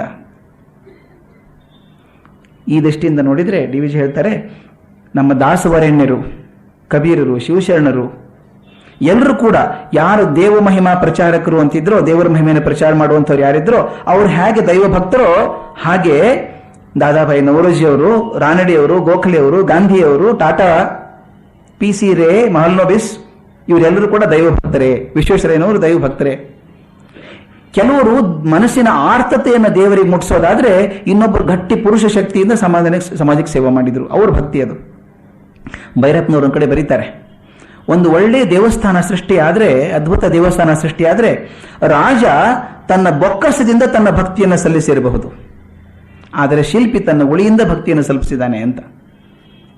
ಬರೀ ರಾಜನ ಬೊಕ್ಕಸದಿಂದ ದೇವಸ್ಥಾನ ಆಗ್ತಿರ್ಲಿಲ್ಲ, ಶಿಲ್ಪಿ ಉಳಿಯಿಂದ ಆಯಿತು ಅಂತ, ಅವನ ಭಕ್ತಿ ಅದರಿಂದ ಮೂಲಕ ಬಂತು. ಅದಕ್ಕೆ ಒಬ್ಬರದ ಹೃದಯದ ಆರ್ತತೆಯನ್ನು ಅರ್ಪಿಸುವ ಕ್ರಿಯೆ ಆದರೆ ಇನ್ನೊಂದು ಗಟ್ಟಿ ದುಡಿತದ ಭಕ್ತಿ, ಒಂದು ಪರೋಕ್ಷ ಭಕ್ತಿ, ಇನ್ನೊಂದು ಸಾಕ್ಷಾತ್ ಭಕ್ತಿ, ಪ್ರತ್ಯಕ್ಷ ಭಕ್ತಿ. ಈಗ ನಮಗೆ ಬೇಕಾಗಿರೋದು DVG ಪುಸ್ತಕದ ಕೊನೆಗೆ ಬಂದಾಗ ಹೇಳ್ತಾರೆ, ನಮಗೆ ಬೇಕಾಗಿರೋದು ಏನಪ್ಪಾ ಅಂದ್ರೆ ಈಗ ದೈವ ಭಕ್ತಿಯ ಜೊತೆಗೆ ವಿವೇಕ ಪ್ರಯತ್ನ ಇರಬೇಕು ಅಂತ. ಭಕ್ತಿ ಬೇಕು, ಭಕ್ತಿ ಜೊತೆಗೆ ಪ್ರಯತ್ನ ಇರಬೇಕು ಅಂತ. ಎಷ್ಟು ಸುಂದರವಾದ ಉದಾಹರಣೆ ಕೊಡ್ತಾರೆ ಅಂದ್ರೆ, ಒಂದು ಮಗು ಹುಷಾರಿಲ್ಲ ಮನೆಯಲ್ಲಿ, ಏನೋ ರೋಗ ಬಂದ್ರೆ ತಾಯಿ ಅಳುತ್ತಾ ಕೂತ್ಕೋತಾಳೆ. ತಾಯಿ ಅಳುತ್ತಾ ಕೂತ್ಕೊಂಡ್ರೆ ಮಗು ಗುಣ ಆಗತ್ತಾ? ತಾಯಿ ಪೇಚಾಡದಿಂದ ಮಗು ಗುಣ ಆಗೋದಿಲ್ಲ. ಆಕೆ ಏನ್ ಮಾಡ್ಬೇಕು ಅಂದ್ರೆ ಒಬ್ಬ ಯೋಗ್ಯನಾದ ವೈದ್ಯನನ್ನ ಕರ್ಕೊಂಡ್ಬರೋದು. ಆ ಕರ್ಕೊಂಡ್ಬರೋದಿದ್ದಲ್ಲ ವಿವೇಕ ಪ್ರಯತ್ನ. ಅದು ತಾಯಿ ಪ್ರೀತಿ ಬರೀ ಕಣ್ಣೀರಾಗಬಾರ್ದು, ವೈದ್ಯನನ್ನು ಕರೆತರುವಂತ ವಿವೇಕ ಪ್ರಯತ್ನ ಆಗಬೇಕು, ಧೈರ್ಯ ವಿವೇಕ ಆಗಬೇಕು. ಕಾಯಿಲೆ ಗುಣ ಆಗೋದು ತಾಯಿ ಪೇಚಾಟದಿಂದಿಲ್ಲ, ವೈದ್ಯನ ವಿಜ್ಞಾನ ಶಕ್ತಿಯಿಂದ. ಎಷ್ಟು ನಿಧಾನಕ್ಕಾಗಿ DVG ಅವರು ಆ ವಿಜ್ಞಾನದ ಕಡೆಗೆ ಬರ್ತಾ ಇದ್ದಾರೆ. ವಿಜ್ಞಾನ ಹೇಗೆ ಅವಶ್ಯಕ ನಮಗೆ ಬಿಡುವಂಗಿಲ್ಲ ಅಂತ. ಬರೀ ತಾಯಿ ಪೇಚಾಡೋದ ಜೊತೆಗೆ ಆ ವಿಜ್ಞಾನದ ಶಕ್ತಿಯನ್ನು ಇದ್ರೆ ಮಗು ಗುಣ ಆಗ್ತದೆ ಅಂತ. ನಮ್ಮ ಎಲ್ಲ ಕಷ್ಟಗಳು ಹಾಗೇನೆ. ಮೊದಲು ಪ್ರಯತ್ನ ಮಾಡೋಣ, ಆಮೇಲೆ ದೈವ ಕೃಪೆಗೋಸ್ಕರ ನೋಡೋಣ ಅಂತ. ಪ್ರಯತ್ನ ಇಲ್ಲದೆ ದೈವ ಕೃಪೆಗೋಸ್ಕರ ಅಪೇಕ್ಷೆ ಪಡಬೇಡಿ. ಮೊದಲು ವಿವೇಕವಾದಂತಹ ಪ್ರಯತ್ನವನ್ನು ಮಾಡಿ ಆ ನಂತರ ದೈವ ಕೃಪೆ ಅಪೇಕ್ಷಿಸಿದ್ರೆ ಬರ್ತದೆ. ಅದಕ್ಕೊಂದು ಒಳ್ಳೆ ಕಥೆ ಬರೀತಾರೆ ಪುಸ್ತಕದಲ್ಲಿ. ಹಡಗಿನಲ್ಲಿ ಒಂದಿಷ್ಟು ಜನ ಪ್ರವಾಸ ಮಾಡ್ತಾ ಇದ್ರಂತೆ. ಹಡಗಲ್ಲಿ ಹೋದಾಗ ಬಿರುಗಾಳಿ ಬಂತು. ಬಿರುಗಾಳಿ ಬಂದು ದೊಡ್ಡ ದೊಡ್ಡ ತೆರೆ ಬಂದು ನಾವೇಲೆ ನೀರು ತುಂಬೋಕೆ ಶುರು ಆಯ್ತಂತೆ. ಹಡಗದಲ್ಲಿ ನೀರು ತುಂಬೋಕೆ ಶುರು ಆಯ್ತಂತೆ. ಜನ ಗಾಬರಿಯಾಗಿ ಅಲ್ಲೊಬ್ಬರು ಪಾದ್ರಿ ಇದ್ರಂತೆ, ಹಡಗದಲ್ಲಿ ಪ್ರವಾಸಕ್ಕೆ ಹೋಗ್ತಿರೋರು. ಅವ್ರು ಹೇಳಿದ್ರಂತೆ, ನೋಡಿ ಸ್ವಾಮಿ ಈ ಮುಣುಗ್ತಾ ಇದೆ, ಪ್ರಾರ್ಥನೆ ಮಾಡೋಣ ಬನ್ನಿ ಎಂದ್ರಂತೆ. ಆತ ಪಾದ್ರಿ ಹೇಳಿದಂತೆ, ಹೌದು ಪ್ರಾರ್ಥನೆ ಮಾಡೋಣ, ಆದರೆ ಪಂಪ್ ಹೊಡೆದು ಮಾತ್ರ ನಿಲ್ಲಿಸಬೇಡಿ ಅಂತ ಹೇಳಿದಂತೆ. ಪಂಪ್ ಹೊಡೆದು ನೀರು ಹೊರಗೆ ಹಾಕ್ಬೇಕಲ್ಲ, ಅದನ್ನ ಪಂಪ್ ಹೊಡೆದು ಬಿಡಬೇಡಿ, ಪ್ರಾರ್ಥನೆ ಮಾಡಿ, ಪ್ರಾರ್ಥನೆ ಜೊತೆಗೆ ಪಂಪ್ ಹೊಡೀರಿ ಅಂತ. ಬರೇ ಪ್ರಾರ್ಥನೆ ಮಾಡಿದ್ರೆ ಹಡಗು ಉಳಿಯೋಲ್ಲ, ಪಂಪ್ ಹೊಡ್ಕೊಂಡು ಪ್ರಾರ್ಥನೆ ಮಾಡಿ. ನಿಮ್ಮ ಪುರುಷ ಪ್ರಯತ್ನ ಇದೆ, ದೈವ ಸಹಾಯನೂ ಮಾಡ್ತದೆ. God helps those who help themselves. ಅದಕ್ಕೆ ಪ್ರಯತ್ನ ಬಿಡಬೇಡ ಅಂತ ಹೇಳಿದ್ರಂತೆ. ಸ್ವಪ್ರಯತ್ನವಿಲ್ಲದೆ ದೈವ ಸಹಾಯವಿಲ್ಲ. ಅದಕ್ಕೆ ನಮಗೆ ಹಳೆದು ಹೊಸದರ ಸಂಗಮ ಬೇಕು ಈಗ ಅಂತ ಹೇಳ್ತಾರೆ. ಹೊಸ ಕಾಲಕ್ಕೆ ನಮಗೆ ಹಳೆದು ಹೊಸದರ ಸಂಗಮ ಇದ್ದರೆ ಮಾತ್ರ ನಮ್ಮ ಜೀವನ ಚೆನ್ನಾಗಾಗ್ತದೆ. ಹೊಸ ಚಿಗುರು ಹಳೆ ಬೇರು, ಕೂಡಿರಲು ಮರ ಸೊಬಗು, ಹೊಸ ಯುಕ್ತಿ ಹಳೆ ತತ್ವದೊಡಗೂಡೆ ಧರ್ಮ, ಋಷಿ ವಾಕ್ಯದೊಡನೆ ವಿಜ್ಞಾನ ಕಲೆ ಮೇಳವಿಸೆ, ಜಸವು ಜನಜೀವನಕ್ಕೆ ಮಂಕುತಿಮ್ಮ. ಈಗ ಬೇಕದು. ಯಾವುದೋ ಒಂದು ಆರ್ಟಿಕಲ್ ತುಂಬ ಚೆನ್ನಾಗಿ ಬರೀತಾರೆ ಒಬ್ರು, today is the time when we require the heart of Buddha and the brain of Einstein ಅಂತ. ಎರಡೂ ಬೇಕು ನಮಗೀಗ ಅಂತ. ಹೀಗೆ ಋಷಿ ವಾಕ್ಯದೊಡನೆ ವಿಜ್ಞಾನ ಕಲೆ ಮೇಳವಿಸಿ ಎರಡೂ ಸೇರ್ಕೊಂಡ್ರೆ ಮಾತ್ರ ಜಸವು ಜನಜೀವನಕ್ಕೆ ಮಂಕುತಿಮ್ಮ ಅದಾಗಬೇಕು. ನಮ್ಮಲ್ಲಿ ಹೆಗ್ಗಡ ದೇವನಕೋಟೆಯಲ್ಲಿ ಒಂದು ಟ್ರೈಬಲ್ ಸ್ಕೂಲ್ ಇದೆ, ಅದ್ರ ಜೊತೆಗಿದ್ದೀನಿ ನಾನು. ಅಲ್ಲಿ ಏನಾದರೂ ರೋಗ ಬಂದರೆ ಮೊದಲನೇ ಕೆಲಸ ಅಲ್ಲಿ ಟ್ರೈಬಲ್ಸ್ ಮಾಡೋದು ಅಂದರೆ ಮಾರಮ್ಮಗೆ ಹರಕೆ ಹೊತ್ಕೊಳ್ಳೋದು. ಔಷಧಿ ಕೂಡ ಕೊಡಿಸೋದಿಲ್ಲ. ಅಲ್ಲಿ ಡಾಕ್ಟರ್ ಬಾಲಸುಬ್ರಹ್ಮಣ್ಯ ಅಂತಿದ್ದಾರೆ, ಭಾಳ ಒಳ್ಳೆ ಕೆಲಸ ಮಾಡ್ತಿದ್ದಾರೆ. ಅವರು ಒಂದು ಒಳ್ಳೆ ಹಾದಿ ಹುಡುಕಿದ್ರು. ಇವರಿಗೆ ಮಾರಮ್ಮಗೆ ಹರಕೆ ಹೊತ್ಕೋಬೇಡಿ, ಅವ್ರು ಡಾಕ್ಟ್ರಿಗೆ ಕರೆ ಬಂದಿದೆ, ಬರ್ತಾನೆ ಇರಲಿಲ್ಲ. ನಾನು ನೋಡಿದ್ದೀನಿ ಒಂದ್ಸಲ 10 ದಿವಸದ ಮಗು, ಏನೋ ಸೋಂಕು ರೋಗ ಆಗಿದೆ, ಅದಕ್ಕೆ ಹಾಸ್ಪಿಟ್ಲ್ ಕೊಂಡ್ರೆ ಗೊತ್ತಿಲ್ದಂಗೆ ಮಗುನ ಕರ್ಕೊಂಡು ಹೋಗ್ಬಿಟ್ಟಿದ್ದಾಳೆ ತಾಯಿ. ಹರಕೆ ಪೂರೈಸ್ಬೇಕು, ಅದಕ್ಕೆ ಮಗುಗೆ ಜ್ವರ ಬಂದಿದೆ, ಹರಕೆ ಮುಗಿಸ್ಕೊಂಡ್ ಬರ್ತೀನಿ ಅಂತ. ಇವ್ರು ಪಾಪ ಜೀಪ್ ತಗೊಂಡು ಕರ್ಕೊಂಬಂದಕ್ಕೆ, ನಾನು ನೀನು ಹರಕೆ ಹೊರಮ್ಮ, ನಾನು ಬರ್ತೀನಿ ನಿನ್ನ ಜೊತೆಗೆ ಹರಕೆ ಹೊರೋದಕ್ಕೆ, ಔಷಧಿ ತೊಗೊಂಡು ಆಮೇಲೆ ಹೋಗೋಣಂತೆ, ಔಷಧಿ ಕೊಡೋಣ. ಮಾರಮ್ಮನಿಗೆ ಹರಕೆ ಹೋಗೋದು ಹೇಗೆ ಮುಖ್ಯ ಇದೆಯೋ ಅದ್ರ ಜೊತೆಗೆ ವೈಜ್ಞಾನದೊಂದು ಸಹಾಯವನ್ನು ತಗೊಳ್ಳಿ ಮೊದಲು. ತಪ್ಪದೇ ತಗೊಂಡ್ಮೇಲೆ ಅದನ್ನು ಮಾಡಿ. ವಿಜ್ಞಾನದಿಂದ ನಮ್ಮ ಜೀವನ ಮಟ್ಟ ಹೆಚ್ಚಾಗಿದೆ. ಆ ವಿಜ್ಞಾನದ ಕರಾರುವಾಕ್ಕಾದಂಥ ಮಾತು, ಲೆಕ್ಕಾಚಾರ, ನಡವಳಿಕೆ ನಮ್ಮ ಜೀವನದಲ್ಲಿ ಎಲ್ಲ ಕಡೆ ಬರಬೇಕು ಅಂತ ಡಿ.ವಿ.ಜಿ ಹೇಳ್ತಾರೆ. ವಿಜ್ಞಾನ ಬೇಕು ನಮಗೆ, ಆದರೆ ವಿಜ್ಞಾನವೇ ನಮ್ಮ ಎಲ್ಲ ಸಮಸ್ಯೆಗಳಿಗೆ ಪರಿಹಾರ ಅಂತಲ್ಲ, ಎಲ್ಲ ಪರಿಹಾರ ಕೊಡೋದಿಲ್ಲ ಅಂತ. ಅವ್ರು ಹೇಳ್ತಾರೆ ವಿಜ್ಞಾನದಲ್ಲಿ ಎಷ್ಟು ದ್ವಂದ್ವ ಇದೆ ಅಂತ. ತಮ್ಮಲ್ಲಿ ಸೈನ್ಸ್ ಓದೋರಿದ್ರೆ ತುಂಬ ಚೆನ್ನಾಗಿ ಅರ್ಥ ಆಗುತ್ತೆ ಮಾತು. 1824 ಇಸ್ವಿಗೆ ಜಾನ್ ಡಾಲ್ಟನ್ ಅನ್ನೋನು ಬಂದ. ಆತ ಹೇಳ್ದ, ನಮ್ಮ ವಸ್ತುಗಳು ಏನೇನಾಗಿದೆಯಲ್ಲ, ನಮ್ಮ ಕಣ್ಣಿಗೆ ಕಾಣಿಸುವಂಥ ವಸ್ತು ಏನಿದೆಯೋ ಅದರದ ಮೂಲ ವಸ್ತು ತೀರ ಚಿಕ್ಕ ಕಣ ಅಂದರೆ ಒಂದು ಪರಮಾಣು, ಅಣು ಅಂತ ಹೇಳ್ಕೊಂಡ, ಆಟಮ್ ಅಂತ ಕರೆದ. ಇದು ಹೆಂಗಿದೆ ಆಟಮ್ ಅಂದರೆ ಒಡೆಯೋಂಗಿಲ್ಲ, ಇದನ್ನು ಚೂರು ಮಾಡೋಂಗಿಲ್ಲ, ಇದು ಹೀಗೆ ಗಟ್ಟಿ ಇರೋದು. ಇದನ್ನು ಬಿಲ್ಡಿಂಗ್ ಕಟ್ಟಬೇಕಾದ್ರೆ ಹೇಗೆ ಇಟ್ಟಿಗೆ ಇದೆಯೋ ಹಾಗೆ ಇಟ್ಟಿಗೆ ಇದ್ದಂಗೆ ಇದು ವಸ್ತುವಿಗೆ ಎಲ್ಲದಕ್ಕೂ ಮೂಲ ಇದು ಅಣು ಅಂತ ಹೇಳಿಕೊಂಡ. ಸಂತೋಷ ಆಯ್ತಲ್ಲ, ಒಲಿದು ಅಂದರು. ಮುಂದೆ ಅವನು ಥಾಮ್ಸನ್ ಅನ್ನೋನು ಬಂದ. ಅವನು ಹೇಳಿದ, ಇದು ಹಿಂಗಿಲ್ರಿ, ಇದು ಆಟಮ್ ಹೊಡಿಬೋದು, ಅದರೊಳಗೆ ಏನೇನೋ ಇದೆ ಒಳಗೆ ನೋಡಿ, ನನಗೆ ಗೊತ್ತಿದೆ, ಇಲೆಕ್ಟ್ರಾನ್ಸ್ ಇದೆ ಅದರೊಳಗೆ, ನೆಗೆಟಿವ್ ಚಾರ್ಜ್ ಇಲೆಕ್ಟ್ರಾನ್ ಇದೆ ಅಂತ ಹೇಳಿದರು. ಹೌದಾ ಅಂದರು, ಚೆನ್ನಾಗಿ ಮೆಚ್ಕೊಂಡ್ರು. ಮುಂದೆ ಅವನು ಹೇಳ್ದ, ಇಲೆಕ್ಟ್ರಾನ್ ಒಂದೇ ಅಲ್ಲ, ಇನ್ನೊಂದು ಪ್ರೋಟಾನ್ ಅಂತ ಒಂದಿದೆ ಅದ್ರ ಜೊತೆಗೆ ಪಾಸಿಟಿವ್ ಚಾರ್ಜ್ ಇರೋದು, ಅದೆರಡೂ ಸೇರಿ ನ್ಯೂಟ್ರಲ್ ಆಗಿದೆ ಅಷ್ಟೇನೆ ಅದು ಅಂತ ಹೇಳ್ದ. ಇನ್ನೊಬ್ಬ ಬಂದ ಚಾಡ್ವಿಕ್ ಅಂತ ಹೇಳಿ, ಯಾವೆರಡೇ ಅಲ್ರಿ, ಇನ್ನೊಂದಿದೆ ಒಳಗಡೆ ಒಂದು ನ್ಯೂಟ್ರಲ್ ಆಗಿರೋ ಪಾರ್ಟಿಕಲ್ ಇದೆ, ಚಾರ್ಜ್ ಇಲ್ಲ ಅದಕ್ಕೆ, ಅದೊಂದಿದೆ, ಭಾರ ಕಳ್ಕೊಡೋದು ಅದೇನೆ ಆಟಮ್ಗೆ ಅಂದ್ರು. ಅದಕ್ಕೊಂದು ನೊಬೆಲ್ ಪ್ರಶಸ್ತಿ. ಅದು ಹೇಗಿದೆ ಅಂತ ಹೇಳೋಕೊಂದು ಚಿಂತೆ. ರುದರ್ಫೋರ್ಡ್ ಅನ್ನೋನು ಬಂದ, ನೋಡಿ ಒಳಗಡೆ ನ್ಯೂಕ್ಲಿಯಸ್ ಅಂತಿದೆ, ಸುತ್ತಲೂ ಇಲೆಕ್ಟ್ರಾನ್ ಸುತ್ತಾ ಇದೆ, ಇದನ್ನ ಹೇಗೆ ನಮ್ಮ ಸೂರ್ಯನ ಸುತ್ತಲೂ ಹೇಗೆ ನಮ್ಮ ಗ್ರಹಗಳು ಸುತ್ತಾ ಇದೆಯೋ ಹಾಗೆ ಸುತ್ತಾ ಇದೆ ಅಂತ ಹೇಳಿದ. ಹೌದಾ, ಅದಕ್ಕೊಂದು ನೊಬೆಲ್ ಪ್ರಶಸ್ತಿ. ನೊಬೆಲ್ ಪ್ರಶಸ್ತಿ ಅಂದ್ರೆ ಏನು ಹೇಳಿ? ಸತ್ಯದ ಅತ್ಯುಚ್ಚವಾದಂಥ ಗುರಿ, ಸತ್ಯವನ್ನು ಕಂಡು ಹಿಡಿದ್ರು ಅವರು ಅಂತ ಹೇಳಿ ಅವ್ರ ಪ್ರಶಸ್ತಿ ಕೊಟ್ವಿ. ಆ ನೊಬೆಲ್ ಪ್ರಶಸ್ತಿ ಕೊಟ್ಟು ಫಂಕ್ಷನ್ ಮುಗ್ದಿಲ್ಲ ಇನ್ನೂ. ಮತ್ತೆ ಬೆಳೆ ತಪ್ಪರಿ, ಅದು ಹಂಗಲ್ಲ, ಅದು ರುದರ್ಫೋರ್ಡ್ ಹೇಳಿ ಸರಿ ಅಲ್ಲ, ಅದು ಹಂಗೇನು ಸುತ್ತದೆ, ಅದು ಸುತ್ತೋದಿಲ್ಲ. ಅದು ನಮ್ಮ ಹೆಂಗೆ ರೈಲ್ವೆ ಟ್ರೈನ್ ಇದೆಯೋ ಹಂಗೆ ಬೇರೆ ಬೇರೆ ಖಾನೆ ಇದ್ದಂಗಿದೆ, ಲೆವೆಲ್ಸ್ ಇದೆ, ಅಲ್ಲೇ ಇರ್ತಾವೆ ಎಲೆಕ್ಟ್ರಾನ್ಸ್ ಅಂತ ಹೇಳಿದ ನೀಲ್ಸ್ ಬೋರ್ ಅನ್ನೋ, ಅವಗೊಂದು ನೊಬೆಲ್ ಪ್ರಶಸ್ತಿ. ಇನ್ನೊಬ್ಬ ಬಂದ, ಅದು ಹಂಗಿಲ್ಲ ರೀ, ಅದು ನಿಮ್ಗೆ ಗೊತ್ತಿಲ್ಲ, ಎಲೆಕ್ಟ್ರಾನ್ ಸರಿಯಾಗಿ ಅರ್ಥ ಮಾಡ್ಕೊಂಡಿಲ್ಲ, ಅದು ಪಾರ್ಟಿಕಲ್ಲು ಅಲ್ಲ ವೇವು ಅಲ್ಲ, ನಡುವೆಲ್ಲ ಇದೆ ಅದು ಅಂತ ಹೇಳಿದ. ಅದಕ್ಕೊಂದು ನೊಬೆಲ್ ಪ್ರಶಸ್ತಿ. ಅಂತ ತಮಾಷೆ ಹೇಳ್ತಾ ಇಲ್ಲ ನಾನು. ನೊಬೆಲ್ ಪ್ರಶಸ್ತಿ ಅಂದ್ರೆ ಸತ್ಯದ ಅತ್ಯುಚ್ಚವಾದಂಥ ಗುರಿ, ಅದು ಅದನ್ನು ಮುಟ್ಟಿದ್ರು ಅವರು, ಅಂದ್ರೆ ಆ ಕ್ಷಣಕ್ಕೆ ಅದು ಸತ್ಯ ಆಗಿತ್ತು. ಡಿ.ವಿ.ಜಿ ಹೇಳ್ತಾರೆ, ಸತ್ಯದ ವ್ಯಾಖ್ಯಾನ ಕೊಡೋದು ಹೇಗೆ ಸೈನ್ಸ್ ಅಲ್ಲಿ ನಾವು, ಯಾವುದು ಸತ್ಯ ಹಾಗಾದ್ರೆ? ಮುಂದೆ ಒಬ್ಬ ಹೈಸನ್ಬರ್ಗ್ ಅನ್ನೋ ಬಂದ ಪುಣ್ಯಾತ್ಮ, ಜರ್ಮನ್ ಅವನು ಹೇಳಿದ, ನೀವು ಹೇಳಿದ್ದೆಲ್ಲ ಸುಳ್ಳು ಅಂತ ಹೇಳ್ದ. ಇಷ್ಟು ದಿವಸ ಏನು ಮಾಡ್ಕೊಂಡು ಬಂದಿರಲ್ಲ, ನಮ್ಗೆ ಗೊತ್ತೇ ಇಲ್ಲ ಎಲೆಕ್ಟ್ರಾನ್ ಹೇಗಿದೆಯೋ ಗೊತ್ತಿಲ್ಲ ಅಂತ ಹೇಳ್ಬಿಟ್ಟ. ಇಷ್ಟೆಲ್ಲ ಬಿಲ್ಡಿಂಗ್ ಕಟ್ಟಿ ಬಿಲ್ಡಿಂಗ್ಗೆ ಪತ್ತೆ ಇಲ್ಲ ಅಂದ್ರೆ ಏನರ್ಥ? ಕೊನೆಗೆ ಹೇಳಿದ್ರು, ನೋಡಿ ಅಣುವಿನಲ್ಲಿ 3 ಬಹಳ ಮುಖ್ಯ, ಅಣುವಿನ ಮುಖ್ಯ ಪಾರ್ಟಿಕಲ್ಸ್ 3 ಗುಣ ಯಾವುದು ಅಂದ್ರೆ, ಒಂದು ಇಲೆಕ್ಟ್ರಾನು, ಒಂದು ಪ್ರೋಟಾನು, ಒಂದು ನ್ಯೂಟ್ರಾನು ಅಂತ ಹೇಳಿದ್ರು. ನಾವು ನಂಬ್ಕೊಂಡಿವಿ, ಹಾಗೆ MSc ಆಗೋರು ಹಾಗೆ ನಂಬ್ಕೊಂಡಿದ್ವಿ ನಾವು. ನಂತರ ಒಂದು ಥಿಯರಿ ಬಂತು, ಈ ನ್ಯೂಟ್ರಾನ್ ಇದೆಯಲ್ಲ, ನಂಬಂಗಿಲ್ರಿ ಇದನ್ನ, ನ್ಯೂಟ್ರಾನ್ ಜೋರಾಗಿ ತಿರುಗಿಸಿದ್ರೆ ಒಡೆದು ಇಲೆಕ್ಟ್ರಾನ್ ಪ್ರೋಟಾನ್ ಆಗ್ತದೆ ಅಂತ. ಓ, ಹಾಗಾದ್ರೆ ಫಂಡಮೆಂಟಲ್ ಪಾರ್ಟಿಕಲ್ ಯಾವ್ದು ಹಾಗಾದ್ರೆ? ಪ್ರೋಟಾನ್ ಫಂಡಮೆಂಟಲ್ ಪಾರ್ಟಿಕಲ್, ನ್ಯೂಟ್ರಾನ್ ಅಲ್ಲ ಹಾಗಾದ್ರೆ, ಪ್ರೋಟಾನ್ ಇಲೆಕ್ಟ್ರಾನ್ ಎರಡೇ ಅಂತ ನಂಬ್ಕೊಂಡ್ವಿ. ಮುಂದೆ ಬಂತು ನೋಡಿ 1982ದಲ್ಲಿ ಪ್ರೋಟಾನ್ ಡಿಕೆ ಥಿಯರಿ ಅಂತ. ಪ್ರೋಟಾನ್ ಅನ್ನು ಜೋರಾಗಿ ಆಕ್ಸಲರೇಟರ್ ಹಾಕಿ ತಿರುಗಿಸ್ಬಿಟ್ರೆ ಪ್ರೋಟಾನ್ ಕೂಡ ಒಡೆದು ಇಲೆಕ್ಟ್ರಾನ್ ಮತ್ತು ಇನ್ನೊಂದು ಕ್ವಾರ್ಕ್ ಆಗ್ತದೆ ಅಂತ.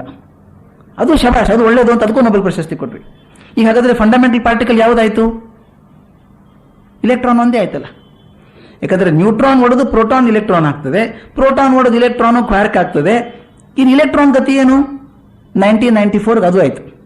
1994 ಹೇಳಿದ್ರು, ಇಲೆಕ್ಟ್ರಾನ್ ಅನ್ನ ತಾವು ಗೊತ್ತಿರಬೇಕು, ಕ್ಯಾಲಿಫೋರ್ನಿಯಾದಲ್ಲಿ ಒಂದು ಪಾರ್ಟಿಕಲ್ ಎಕ್ಸಲರೇಟರ್ ಮಾಡಿದ್ದಾರೆ. ನಾವು ನೆನೆಸ್ಕೋತೀವಲ್ಲ ಶಿವನ್ನ, ಅವ್ರು ನೆನೆಸ್ಕೋತಾರೆ. ಯಾವ ಪಾರ್ಟಿಕಲ್ ಎಕ್ಸಲರೇಟರ್ ಅಲ್ಲಿ ಇಲೆಕ್ಟ್ರಾನ್ ಕೂಡ ಒಡೆದು ಹೋಗ್ತದೆ ಅಂತ ಹೇಳ್ತಾರೋ ಅದಕ್ಕೆ ಶಿವ ಅಂತ ಹೆಸರಿಟ್ಟಿದ್ದಾರೆ. Particle accelerator is called Shiva in California. ಯಾಕೆ ಇಟ್ಟಿದ್ದಾರೆ ಅಂದ್ರೆ ಶಿವ ಇಸ್ ಎ ಡಿಸ್ಟ್ರಾಯರ್. ನೋಡಿ, ಇಲೆಕ್ಟ್ರಾನ್ಗಿಂತ ಸಣ್ಣ ಪಾರ್ಟಿಕಲ್ ಇಲ್ಲ ಅನ್ಕೊಂಡಿದ್ವಿ ನಾವು. ಅಣುವಿನಲ್ಲಿ ಅತ್ಯಂತ ಮೂಲಭೂತವಾಗಿರುವಂತಹದ್ದು ಇಲೆಕ್ಟ್ರಾನ್ ಅನ್ಕೊಂಡಿದ್ವಿ. ಈಗ ಇಲೆಕ್ಟ್ರಾನ್ ಓಡಿಸಿದ್ರೆ ಜೋರಾಗಿ, almost the velocity of light ಓಡಿಸಿದ್ರೆ ಏನಾಗ್ತದೆ, 3 ಲಕ್ಷ ಎಲೆಕ್ಟ್ರಾನ್ ಅಲ್ಲಿ ಒಂದು ಇಲೆಕ್ಟ್ರಾನ್ ಒಡೆದು ಚೂರಾಗಿ ಕ್ವಾರ್ಕ್ ಆಗಿಬಿಡ್ತದೆ ಅಂತಾಯ್ತು. ಹಾಗಾದ್ರೆ ಮೂಲ ವಸ್ತು ಯಾವುದೀಗ? ಕ್ವಾರ್ಕ್ ಆಯ್ತು. ಎಲ್ಲೋ ನಂಬ್ಕೊಂಡು ಎಲ್ಲೋ ಬಂದ್ವಲ್ಲ ನಾವೀಗ. ಇವತ್ತಿಗೆ ಕ್ವಾರ್ಕ್, ನಾಳೆ ಗೊತ್ತಿಲ್ಲ. ಅಂದ್ರೆ ಎಷ್ಟು ಚೆನ್ನಾಗಿದೆ ನೋಡಿ, ವಿಜ್ಞಾನ ಹೋಗ್ತಿರೋದು ಭಾರಿ ಕರೆಕ್ಟ್ ಆಗಿದೆ ಅನಿಸ್ತದೆ ನನಗದು. ಇವತ್ತು ಕ್ವಾರ್ಕ್ ಮಾತ್ರ ಅಂದ್ರೆ ನಾನು, ನೀವು, ಗೋಡೆ, ಚಿತ್ರ, ಮೈಕು ಏನಿದೆಯಲ್ಲ ಎಲ್ಲ ಆದದ್ದು ಅದರಿಂದ. ಹಾಗಾದ್ರೆ ಕ್ವಾರ್ಕ್ ಇಂದಾನೇ ಆದದ್ದು. ಕ್ವಾರ್ಕ್ ಒಂದು ರೂಪದಲ್ಲಿದ್ದ ಗುರುರಾಜ್ ಕರ್ಜಿಗೆ ಅನ್ಸ್ಕೋಬಹುದು, ಇನ್ನೊಂದು ರೂಪದಲ್ಲಿ ಇನ್ನೊಂದು ಆಗ್ತದೆ, ಇನ್ನೊಂದು ಬೇರೆ ಆಗ್ತದೆ. ಅದೇ ಕ್ವಾರ್ಕೆ ಬೇರೆ ಬೇರೆ ರೂಪದಲ್ಲಿದ್ದಾಗ ನಾವು ವಿವೇಕ್ ಚೂಡಾಮಣಿಯಲ್ಲಿ ಹೇಳಲ್ವಾ, ಮಡಿಕೆ ಆಗ್ಬೇಕಾದ್ರೆ ಮಣ್ಣದೇ ಎತ್ಕೊಂಡು ಬೇರೆ ಬೇರೆ ಮಡಿಕೆ ಆಕಾರ ಮಾಡ್ತೀನಿ ನಾನು. ಮಡಿಕೆ ಆಕಾರ ಬೇರೆ ಆದ್ರೂ ಕೂಡ ಮೂಲ ವಸ್ತು ಏನ್ ಹೇಳಿ, ಮಣ್ಣೆ ತಾನೆ. ಈಶಾವಾಸ್ಯವಿದಂ ಚರ್ಮಂ ಯತ್ಕಿಂಚಂ ಜಗತ್ಯಾಂ ಜಗತ್. ಅದಕ್ಕೆ ವಿವೇಕಾನಂದರು ಬಹಳ ಚಂದ ಹೇಳಿದ್ರು ಇದನ್ನು ಕೇಳಿದ ಮೇಲೆ. ಈಗ ನಮ್ಮ ಸೈನ್ಸ್ ಹೋಗ್ತಿರೋ ನೋಡಿ ಹೇಳಿದ್ದು, ಸೈನ್ಸ್ ಮೆಚ್ಚಿಕೊಂಡು ವಿವೇಕಾನಂದರು ಮಾತನ್ನ ಹೇಳ್ತಾರೆ, I am happy that the modern science is proving my Vedanta right ಅಂತ. ಇಷ್ಟೆಲ್ಲ ಓಡ್ ಬಂದು ಹೇಳ್ತಾರೆ ಪುಸ್ತಕದಲ್ಲಿ. ವಿರೋಧವಲ್ಲ ಅದು, ಒಂದಕ್ಕೊಂದು ಪೂರಕವಾಗಿರುವಂತಹದ್ದು. ಆದ್ರಿಂದ ವಿಜ್ಞಾನ ಬಿಡುವಂಗಿಲ್ಲ. ನಮ್ಮ religion and science are not opposite to one another, they are complementary to one another ಅಂತ ಹೇಳಿ ವಿಜ್ಞಾನ ಬಿಡಬೇಡಿ, ವಿಜ್ಞಾನ ತಗೊಳ್ಳಿ. ನಮ್ಗೆ ಹಾಗಾದ್ರೆ ಏನ್ ಬೇಕು ಜೀವನದಲ್ಲಿ, ಕೊನೆಗೆ ಏನಪ್ಪ ಬೇಕು ನಮ್ಮ ಜೀವನದಲ್ಲಿ ಅಂತಂದಾಗ ಮಾತನ್ನು ಹೇಳ್ತಾರೆ ಅವರು. 3 ಬೇಕು ನಮಗೆ. ಒಂದು ವಿಜ್ಞಾನ ಶಕ್ತಿ ಬೇಕು, ದೈವ ಭಕ್ತಿ ಬೇಕು, ಹಾಗೂ ಪುರುಷ ವಿವೇಕ ಬೇಕು. ಈ 3 ಸಂಗಮ ಬೇಕು ನಮಗೀಗ. ನಾವು ಯಶಸ್ಸಾಗಬೇಕಾದ್ರೆ 3 ಬೇಕು. ಒಂದು ವಿಜ್ಞಾನ ಶಕ್ತಿ, ವಿಜ್ಞಾನ ಬಿಡಬೇಡಿ, ಅದು ಜ್ಞಾನ ಇದೆ ನಮಗೆ. ದೈವ ಭಕ್ತಿ ಬಿಡಬೇಡಿ, ಭಗವಂತ ಇದ್ದಾನೆ. 3ನೇದ್ದು ಇದ್ರ ಜೊತೆಗೆ ಪುರುಷ ವಿವೇಕ ಬಿಡಬೇಡಿ. ಭಗವಂತ ಇದ್ದಾನೆ, ವಿಜ್ಞಾನ ಇದೆ ಅಂತ ಸುಮ್ಮನೆ ಕೊಡಂಗಿಲ್ಲ, ಪ್ರಯತ್ನ ಬಿಡುವಂಗಿಲ್ಲ. 3 ಇರಬೇಕು. ಎಷ್ಟು ಚೆನ್ನಾಗಿರೋ ಉದಾಹರಣೆ ಕೊಡ್ತಾರೆ, ಸಣ್ಣ ಮಕ್ಕಳಿಗೂ ಅರ್ಥ ಆಗುವಂಗೆ ಕೊಡ್ತಾರೆ.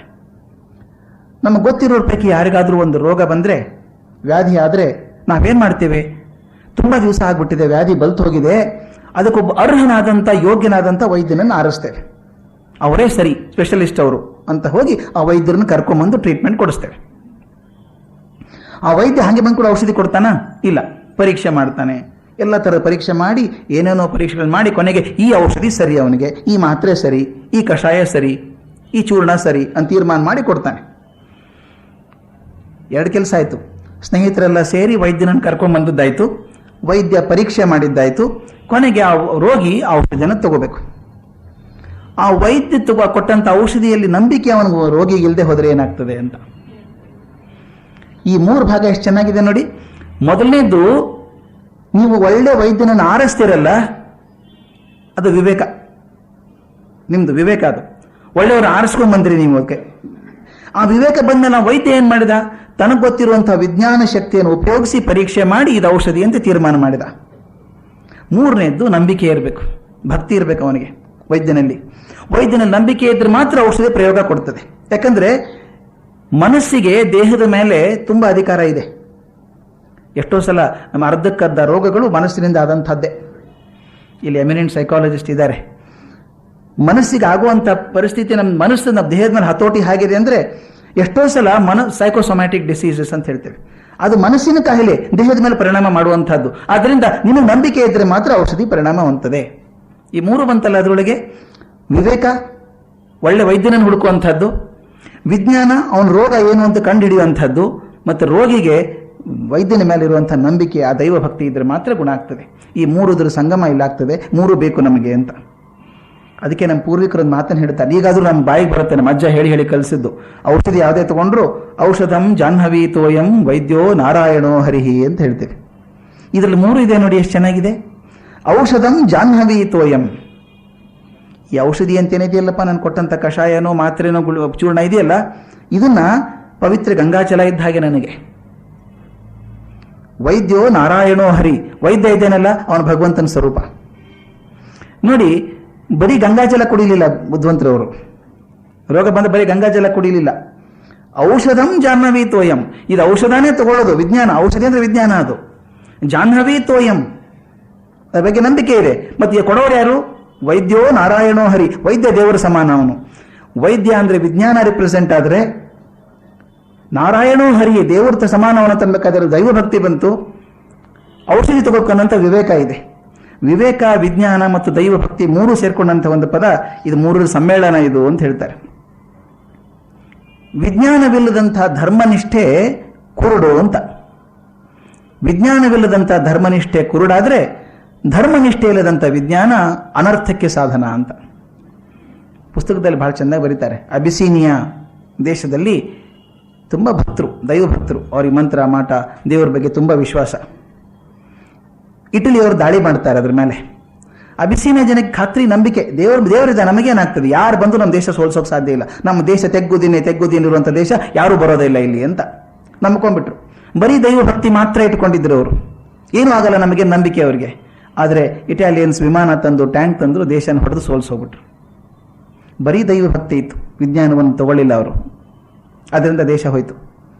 ಇನ್ನೊಂದು, ವಿಜ್ಞಾನ ಇದ್ದು ದೈವ ಭಕ್ತಿ ಇಲ್ಲದೆ ಹೋದರೆ ಏನಾಗ್ತದೆ ಅಂತ ಎಷ್ಟು ಚೆನ್ನಾಗಿರೋದು ಎಕ್ಸಾಂಪಲ್ ಕೊಡ್ತಾರೆ. ಡಿವಿಜಿ ಅಂದರೆ ಮಹಾಯುದ್ಧ ಏನಾಯಿತು ನಮ್ಮದು. ಜರ್ಮನಿ ವಿಜ್ಞಾನದ ಉತ್ತುಂಗ ಶಿಖರದಲ್ಲಿದ್ದಂಥ ಕಾಲ ಆಗ. ವಿಜ್ಞಾನದ ಶ್ರೇಷ್ಠ ವಿಜ್ಞಾನಿಗಳಿದ್ದಂಥ ದೇಶ ಜರ್ಮನಿ. ವಿಜ್ಞಾನದ ಅತಿ ಹೆಚ್ಚಿನ ಸಾಧನೆ ಮಾಡಿದಂಥ ದೇಶ ಜರ್ಮನಿ ಇತ್ತು. ಆದರೆ ಸ್ವಲ್ಪ ಧರ್ಮನಿಷ್ಠೆ ಕುರುಡಾಯ್ತಲ್ಲಿ ಅಂತ. ಅಲ್ಲಿ ಧರ್ಮ ಸೌಜನ್ಯ ಹೋಯಿತು. ಧರ್ಮನಿಷ್ಠೆ ಬಗ್ಗೆ ಸೌಜನ್ಯ ಕಮ್ಮಿ ಆದ ತಕ್ಷಣ ಏನಾಯ್ತು, ಅರ್ಧ ಪ್ರಪಂಚ ಸ್ಮಶಾನವಾಗಿ ಹೋಯಿತು. ಯಾಕಾಯ್ತು? ವಿಜ್ಞಾನ ಸಾಹಿತ್ಯ ಇದೆ ಅವ್ರ ಕಡೆಗೆ, ವಿಜ್ಞಾನ ಸಾಧನೆ ಇದೆ, ಆದರೆ ಅದಕ್ಕೆ ಪೂರಕವಾಗಿರುವಂಥ ಧರ್ಮನಿಷ್ಠೆ ಬರಲಿಲ್ಲ ಅಂತ. ಅದಕ್ಕೆ ಹೇಳ್ತಾರೆ, ವಿಜ್ಞಾನವಿಲ್ಲದಂಥ ಧರ್ಮನಿಷ್ಠೆ ಕುರುಡಾದ್ರೆ, ಧರ್ಮನಿಷ್ಠೆ ಇಲ್ಲದ ವಿಜ್ಞಾನ ಅನರ್ಥಕ್ಕೆ ಕಾರಣ. ಎರಡೂ ಸೇರ್ಕೋಬೇಕು. ಕೊನೆಯ ಮಾತು ನನಗೆ ತುಂಬ ಇಷ್ಟವಾದದ್ದು ಈ ಪುಸ್ತಕದಲ್ಲಿ ಅಂತಂದರೆ, ಡಿ.ವಿ.ಜಿ. ಮಾತಾಡೋದು ಶ್ರದ್ಧೆ, ನಂಬಿಕೆ ಬಗ್ಗೆ. ಇದು ಅತ್ಯಂತ ಸಂಪನ್ನವಾದಂಥದ್ದು ವಿಷಯ. ಜೀವನಕ್ಕೆ ನಂಬಿಕೆ ಬೇಕು. ಬಾಳೆಗೊಂದು ನಂಬಿಕೆ ಅಂತ ಹೆಸರು ಅದಕ್ಕೇನೆ. ಅನಂಬಿಕೆ ಶ್ರದ್ಧೆ ಅಂದರೆ ಹೇಗೆ ಒಂದು ಪೀಠಿಕವಾಗಿ ಹೇಳಬೇಕು ನಾನು. ಸುಮಾರು 10 ವರ್ಷಗಳ ಹಿಂದೆ ಯೂನಿವರ್ಸಿಟಿ ಗ್ರಾಂಟ್ಸ್ ಕಮಿಷನ್ ಅಂತಿದೆಯಲ್ಲ, ಯೂನಿವರ್ಸಿಟಿ ಗ್ರಾಂಟ್ಸ್ ಕಮಿಷನ್ಗೆ ವಿಶ್ವವಿದ್ಯಾಲಯ ಧನ ಸಹಾಯ ಆಯೋಗ ಅಂತ ಕರೀತಾರೆ. ಅವರು ನನಗೊಂದು ಕೇಳಿದ್ರು, ಆರ್ಟಿಕಲ್ ಬರೀರಿ ಅಂತ. ಅವರು UGC ಮ್ಯಾಗಝೀನಲ್ಲಿ ಪಬ್ಲಿಷ್ ಮಾಡೋದಕ್ಕೆ ಎಕ್ಸ್ಪೆಕ್ಟೇಷನ್ಸ್ ಆಫ್ ಹ್ಯೂಮನ್ ಎಕ್ಸಲೆನ್ಸ್ ಅಂತ, ಎಕ್ಸ್ಪೆಕ್ಟೇಷನ್ ಆಫ್ ಎಕ್ಸಲೆನ್ಸ್ ಅಂತ, ಜೀವನದಲ್ಲಿ ಅತ್ಯುತ್ತಮವಾದದ್ದು ಯಾವುದು ಅನ್ನೋದ್ರ ಬಗ್ಗೆ ಒಂದು ಆರ್ಟಿಕಲ್ ಬರ್ಕೊಡಿ ಅಂತ ಹೇಳಿದರು. ನಾನು ಎಲ್ಲರೂ ಮಾಡೋ ಹಾಗೆ ಮೂರ್ಖತನದ ಕೆಲಸ ಮಾಡಿದೆ. ಎಕ್ಸಲೆನ್ಸ್ ಅಂದ್ರೆ ಏನು ಅದನ್ನು ಪುಸ್ತಕದಲ್ಲಿ ನೋಡೋದು. ಅಮೇರಿಕನ್ಸ್ ಏನು ಹೇಳ್ತಾರೆ, ಇಂಗ್ಲೆಂಡ್ ಬುಕ್ಕಲ್ಲಿ ಏನು ಹೇಳ್ತಾರೆ, ಆ ಪುಸ್ತಕ ಈ ಪುಸ್ತಕ, ವೆಸ್ಟರ್ನ್ ಲಿಟ್ರೇಚರ್ ನೋಡಿ ಎಕ್ಸಲೆನ್ಸ್ ಅಂದ್ರೆ ಏನು, ಶ್ರೇಷ್ಠತೆ ಅಂದ್ರೆ ಏನು ಅಂತ ಹೇಳಿ ಹುಡ್ಕೋಕೆ ಶುರು ಮಾಡಿದೆ. ಬರ್ಕೊಂಡದ್ದಾಯ್ತು ಒಂದು 20 ಪುಟ ಅಷ್ಟೇನೆ. ಡೆಫಿನೇಷನ್ಸ್ ಯಾವುದೂ ಸಮಾಧಾನ ಕೊಡಲಿಲ್ಲ. ಇದೇನು ಅರ್ಥ ಗೊತ್ತಾಗಲಿಲ್ಲ. ಏನು ಮನಸ್ಸು ಸಮಾಧಾನ ಬರ್ತಾ ಇಲ್ಲ. ಯಾವಾಗಲೂ ಆರ್ಟಿಕಲ್ ಬರೀಬೇಕಾದ್ರೆ ಹಾಗೆ ಅದು ಮೊದಲಿನ 4 ಸಾಲು ಚೆನ್ನಾಗಿ ಬಂದರೆ ಆರ್ಟಿಕಲ್ ಸರಿಯಾಗಿ ಹೋಗ್ತದೆ. ಕೆಲವೊಂದ್ಸಲ ಮೊದಲನೇ ಅಕ್ಷರ ಬರೆಯೋಕ್ಕಾಗೋದಿಲ್ಲ. ಒಂದು ತಿಂಗಳ ಗಟ್ಟಲೆ ಕೂತ್ರು ಮೊದಲೇ ಅಕ್ಷರ ಬರೋದಿಲ್ಲ. ಹಂಗೆ ಒದ್ದಾಟ ತುಂಬ ಆಯಿತು.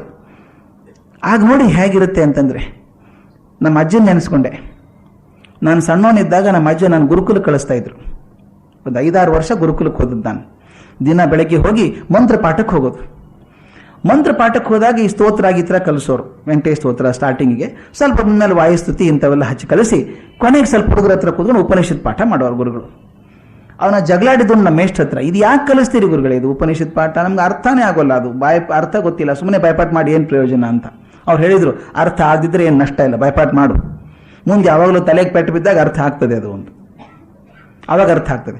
ಈ ಬಾಯ್ಪಾಠ ಮಾಡಿದ್ರೆ ಮುಂದೆ ಅರ್ಥ ಆಗೋದೇನು ತಲೆ ನಿನಗೆ, ಬಾಯ್ಪಾಠ ಮಾಡು ಅಂತ ಕೂಡಿಸೋರು. ನಮಗೆಲ್ಲ ಬೈಕೊಂಡೇ ಕಲ್ತದ್ದು ನಾನು ಅವಾಗ.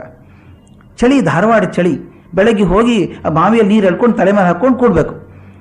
ಅವರು ಸ್ಟ್ರಿಕ್ಟ್ ಬೇರೆ ಭಾಳ ನಮ್ಮ ಗುರುಗಳು. ಸ್ವಲ್ಪ ಮಾತಲ್ಲಿ ಅಸ್ಪಷ್ಟತೆ ಬರದೆ ಹೋದರೆ ಪಕ್ಕದಲ್ಲಿ ತಾಮ್ರ ಚೆಂಬಲ್ ನೀರು ಇಟ್ಕೊಂಡು ಮುಖ ಉಗ್ಬಿಡೋರು.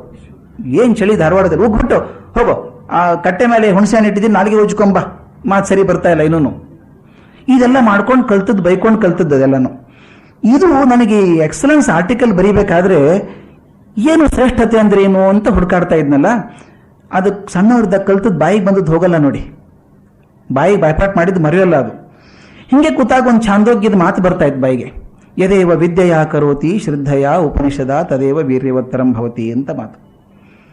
ಆ ಪದ ಹಂಗೆ ಗುಣಕ್ಕೋತಾ ಇರಬೇಕಾದ್ರೆ ಬರಿಬೇಕಾದ್ರೆ ಈಗೂ ಹಂಗೆ ಆಗ್ತದೆ, ಮನೇಲಿ ಏನು ಬರಿಬೇಕಾದ್ರೆ ಗುಣಕೊಂಡೇ ಬರೆಯೋದು. ಆ ಗುಣಕೊಂಡಾಗ ಒಂದು ವೇಟ್ ಎ ಮಿನಿಟ್ ಇದೇನಿದು ಅರ್ಥ ಇದು ಅಂತ ನನಗನ್ನಿಸ್ತು. ಇದು ಬಹುಶಃ ಇದು ಬೆಸ್ಟ್ ಡೆಫಿನೇಷನ್ ಫಾರ್ ಎಕ್ಸಲೆನ್ಸ್. ಇದಕ್ಕಿಂತ ಒಳ್ಳೆ ಡೆಫಿನೇಷನ್ ಸಿಗೋದಿಲ್ಲ ಶ್ರೇಷ್ಠತೆ ಬಗ್ಗೆ.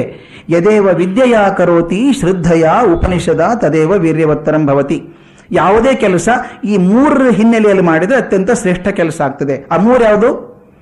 ವಿದ್ಯಾ, ಶ್ರದ್ಧಾ, ಉಪನಿಷತ್. ಈ ಮೂರು ಇರಬೇಕು ಅಂತ. ವಿದ್ಯಾ, ಶ್ರದ್ಧಾ, ಉಪನಿಷತ್ ಇರುವಂಥ ಯಾವುದೇ ಕೆಲಸ ಅತ್ಯುತ್ಕೃಷ್ಟವಾದಂಥ ಕೆಲಸ ಆಗ್ತದೆ, ವರ್ಕ್ ಆಫ್ ಎಕ್ಸಲೆನ್ಸ್. ತುಂಬ ಖುಷಿ ಆಯ್ತು ನನಗೆ. ಶಂಕರ ಭಾಷೆ ನೋಡಿದರೆ ಗೊತ್ತಾಗ್ತದೆ ಎಷ್ಟು ಚೆನ್ನಾಗಿ ಬರೆದಿದ್ದಾರೆ ಅವರು ಅಂತ. ಈ ವಿದ್ಯಾಕೇನು ಅಂತ, ವಿದ್ಯಾ ಅಂದ್ರೆ ನಾಲೆಡ್ಜ್, ವಿಷಯದ ಬಗ್ಗೆ ಜ್ಞಾನ ಇರಬೇಕು. ಏನು ಕೆಲಸ ಮಾಡ್ತೀವೋ ಅದರ ಜ್ಞಾನ ಇರಬೇಕು. ಎಷ್ಟು ಹೇಳ್ತಾರೆ, 3 ಹಂತ ಇದೆ ಅದರೊಳಗೆ ವಿದ್ಯೆಯೊಳಗೆ ಅಂತ ಹೇಳ್ತಾರೆ. 3 ಹಂತ ಯಾವುದು? ವಿದ್ಯೆ, ನೀನು ಏನು ಕೆಲಸ ಮಾಡ್ತೀಯಲ್ಲಪ್ಪ ಆ ಕೆಲಸದ ಬಗ್ಗೆ ಜ್ಞಾನ ಇರಬೇಕು ಮೊದಲು ನಿನಗೆ. ಎರಡನೇದ್ದು, ನಿನ್ನ ಕಡೆ ಮಾಡೋಕೆ ಶಕ್ತಿ ಇದೆ ಅನ್ನುವಂಥ ಜ್ಞಾನ ಇರಬೇಕು. ಮೂರನೇದ್ದು, ನೀನು ಮಾಡೋದ್ರಿಂದ ಪ್ರಪಂಚಕ್ಕೆ ಒಳ್ಳೇದಾಗ್ತದೆ ಅನ್ನುವಂಥ ಜ್ಞಾನ ಇರಬೇಕು.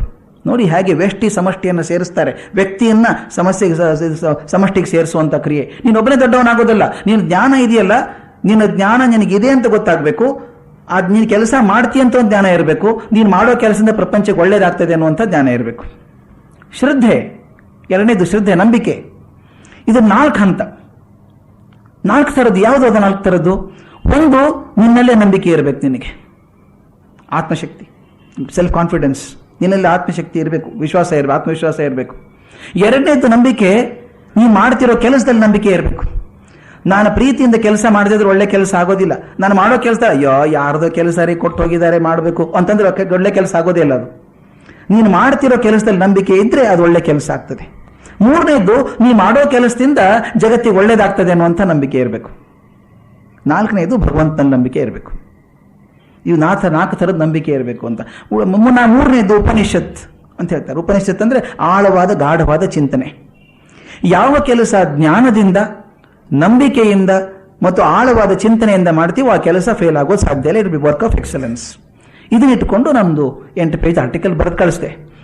ಸುಮಾರು ಲೆಟರ್ ಬಂತು ನನಗೆ. ಅದಕ್ಕೆ ಸುಮಾರು 1000 ರಿಪ್ರಿಂಟ್ಸ್ ಇಸ್ಕೊಂಡಿರ್ಬೇಕು ಜನ. ಅದು ಎಲ್ಲಿದ್ದು ಬಂತು, ನಿಮ್ಗೆ ಯಾರು ಹೇಳಿದ್ರು ಅಂತ ಹೇಳಿದ್ರೆ ನಮ್ಮ ಅಜ್ಜ ಹೇಳಿದ್ದು, ನಮ್ಮ ಗುರುಗಳು ಹೇಳಿದ್ರು. ಅರ್ಥ ಆಗಿರಲಿಲ್ಲ ಅವಾಗ, ಈಗ ಸ್ವಲ್ಪ ಅರ್ಥ ಆಗ್ತಾ ಇದೆ. ಎಷ್ಟು ಅದ್ಭುತವಾದ ಮಾತು ಹೇಳ್ತಾರಲ್ಲ, ಎಕ್ಸ್ಪೆಕ್ಟೇಷನ್ ಆಫ್ ಎಕ್ಸಲೆನ್ಸ್ ಅನ್ನೋದನ್ನ.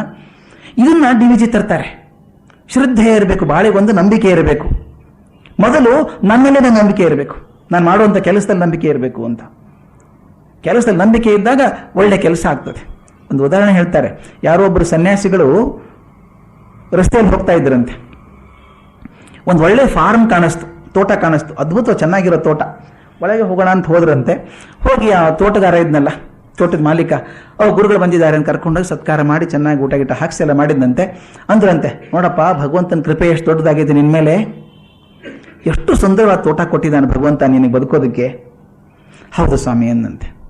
2ನೇ ಸಲನೂ ಗುರುಗಳು ಹೇಳಿದ್ರು, ನೋಡಿ ಭಗವಂತನ ಕೃಪೆ, ಎಷ್ಟು ಸುಂದರವಾದ ತೋಟ ಕೊಟ್ಟಿದ್ದಾನೆ ನಿಮಗೆ, ಚೆನ್ನಾಗಿ ಇಟ್ಕೋಬೇಕಪ್ಪ ಅದನ್ನ ಅಂತ ಹೇಳಿದ್ರಂತೆ. ಹೌದು ಸ್ವಾಮಿ ಎಂದ. 3ನೇ ಸಲ ಹೇಳಿದ ಕೋಪ ಬಂತಂತ ಅವನಿಗೆ.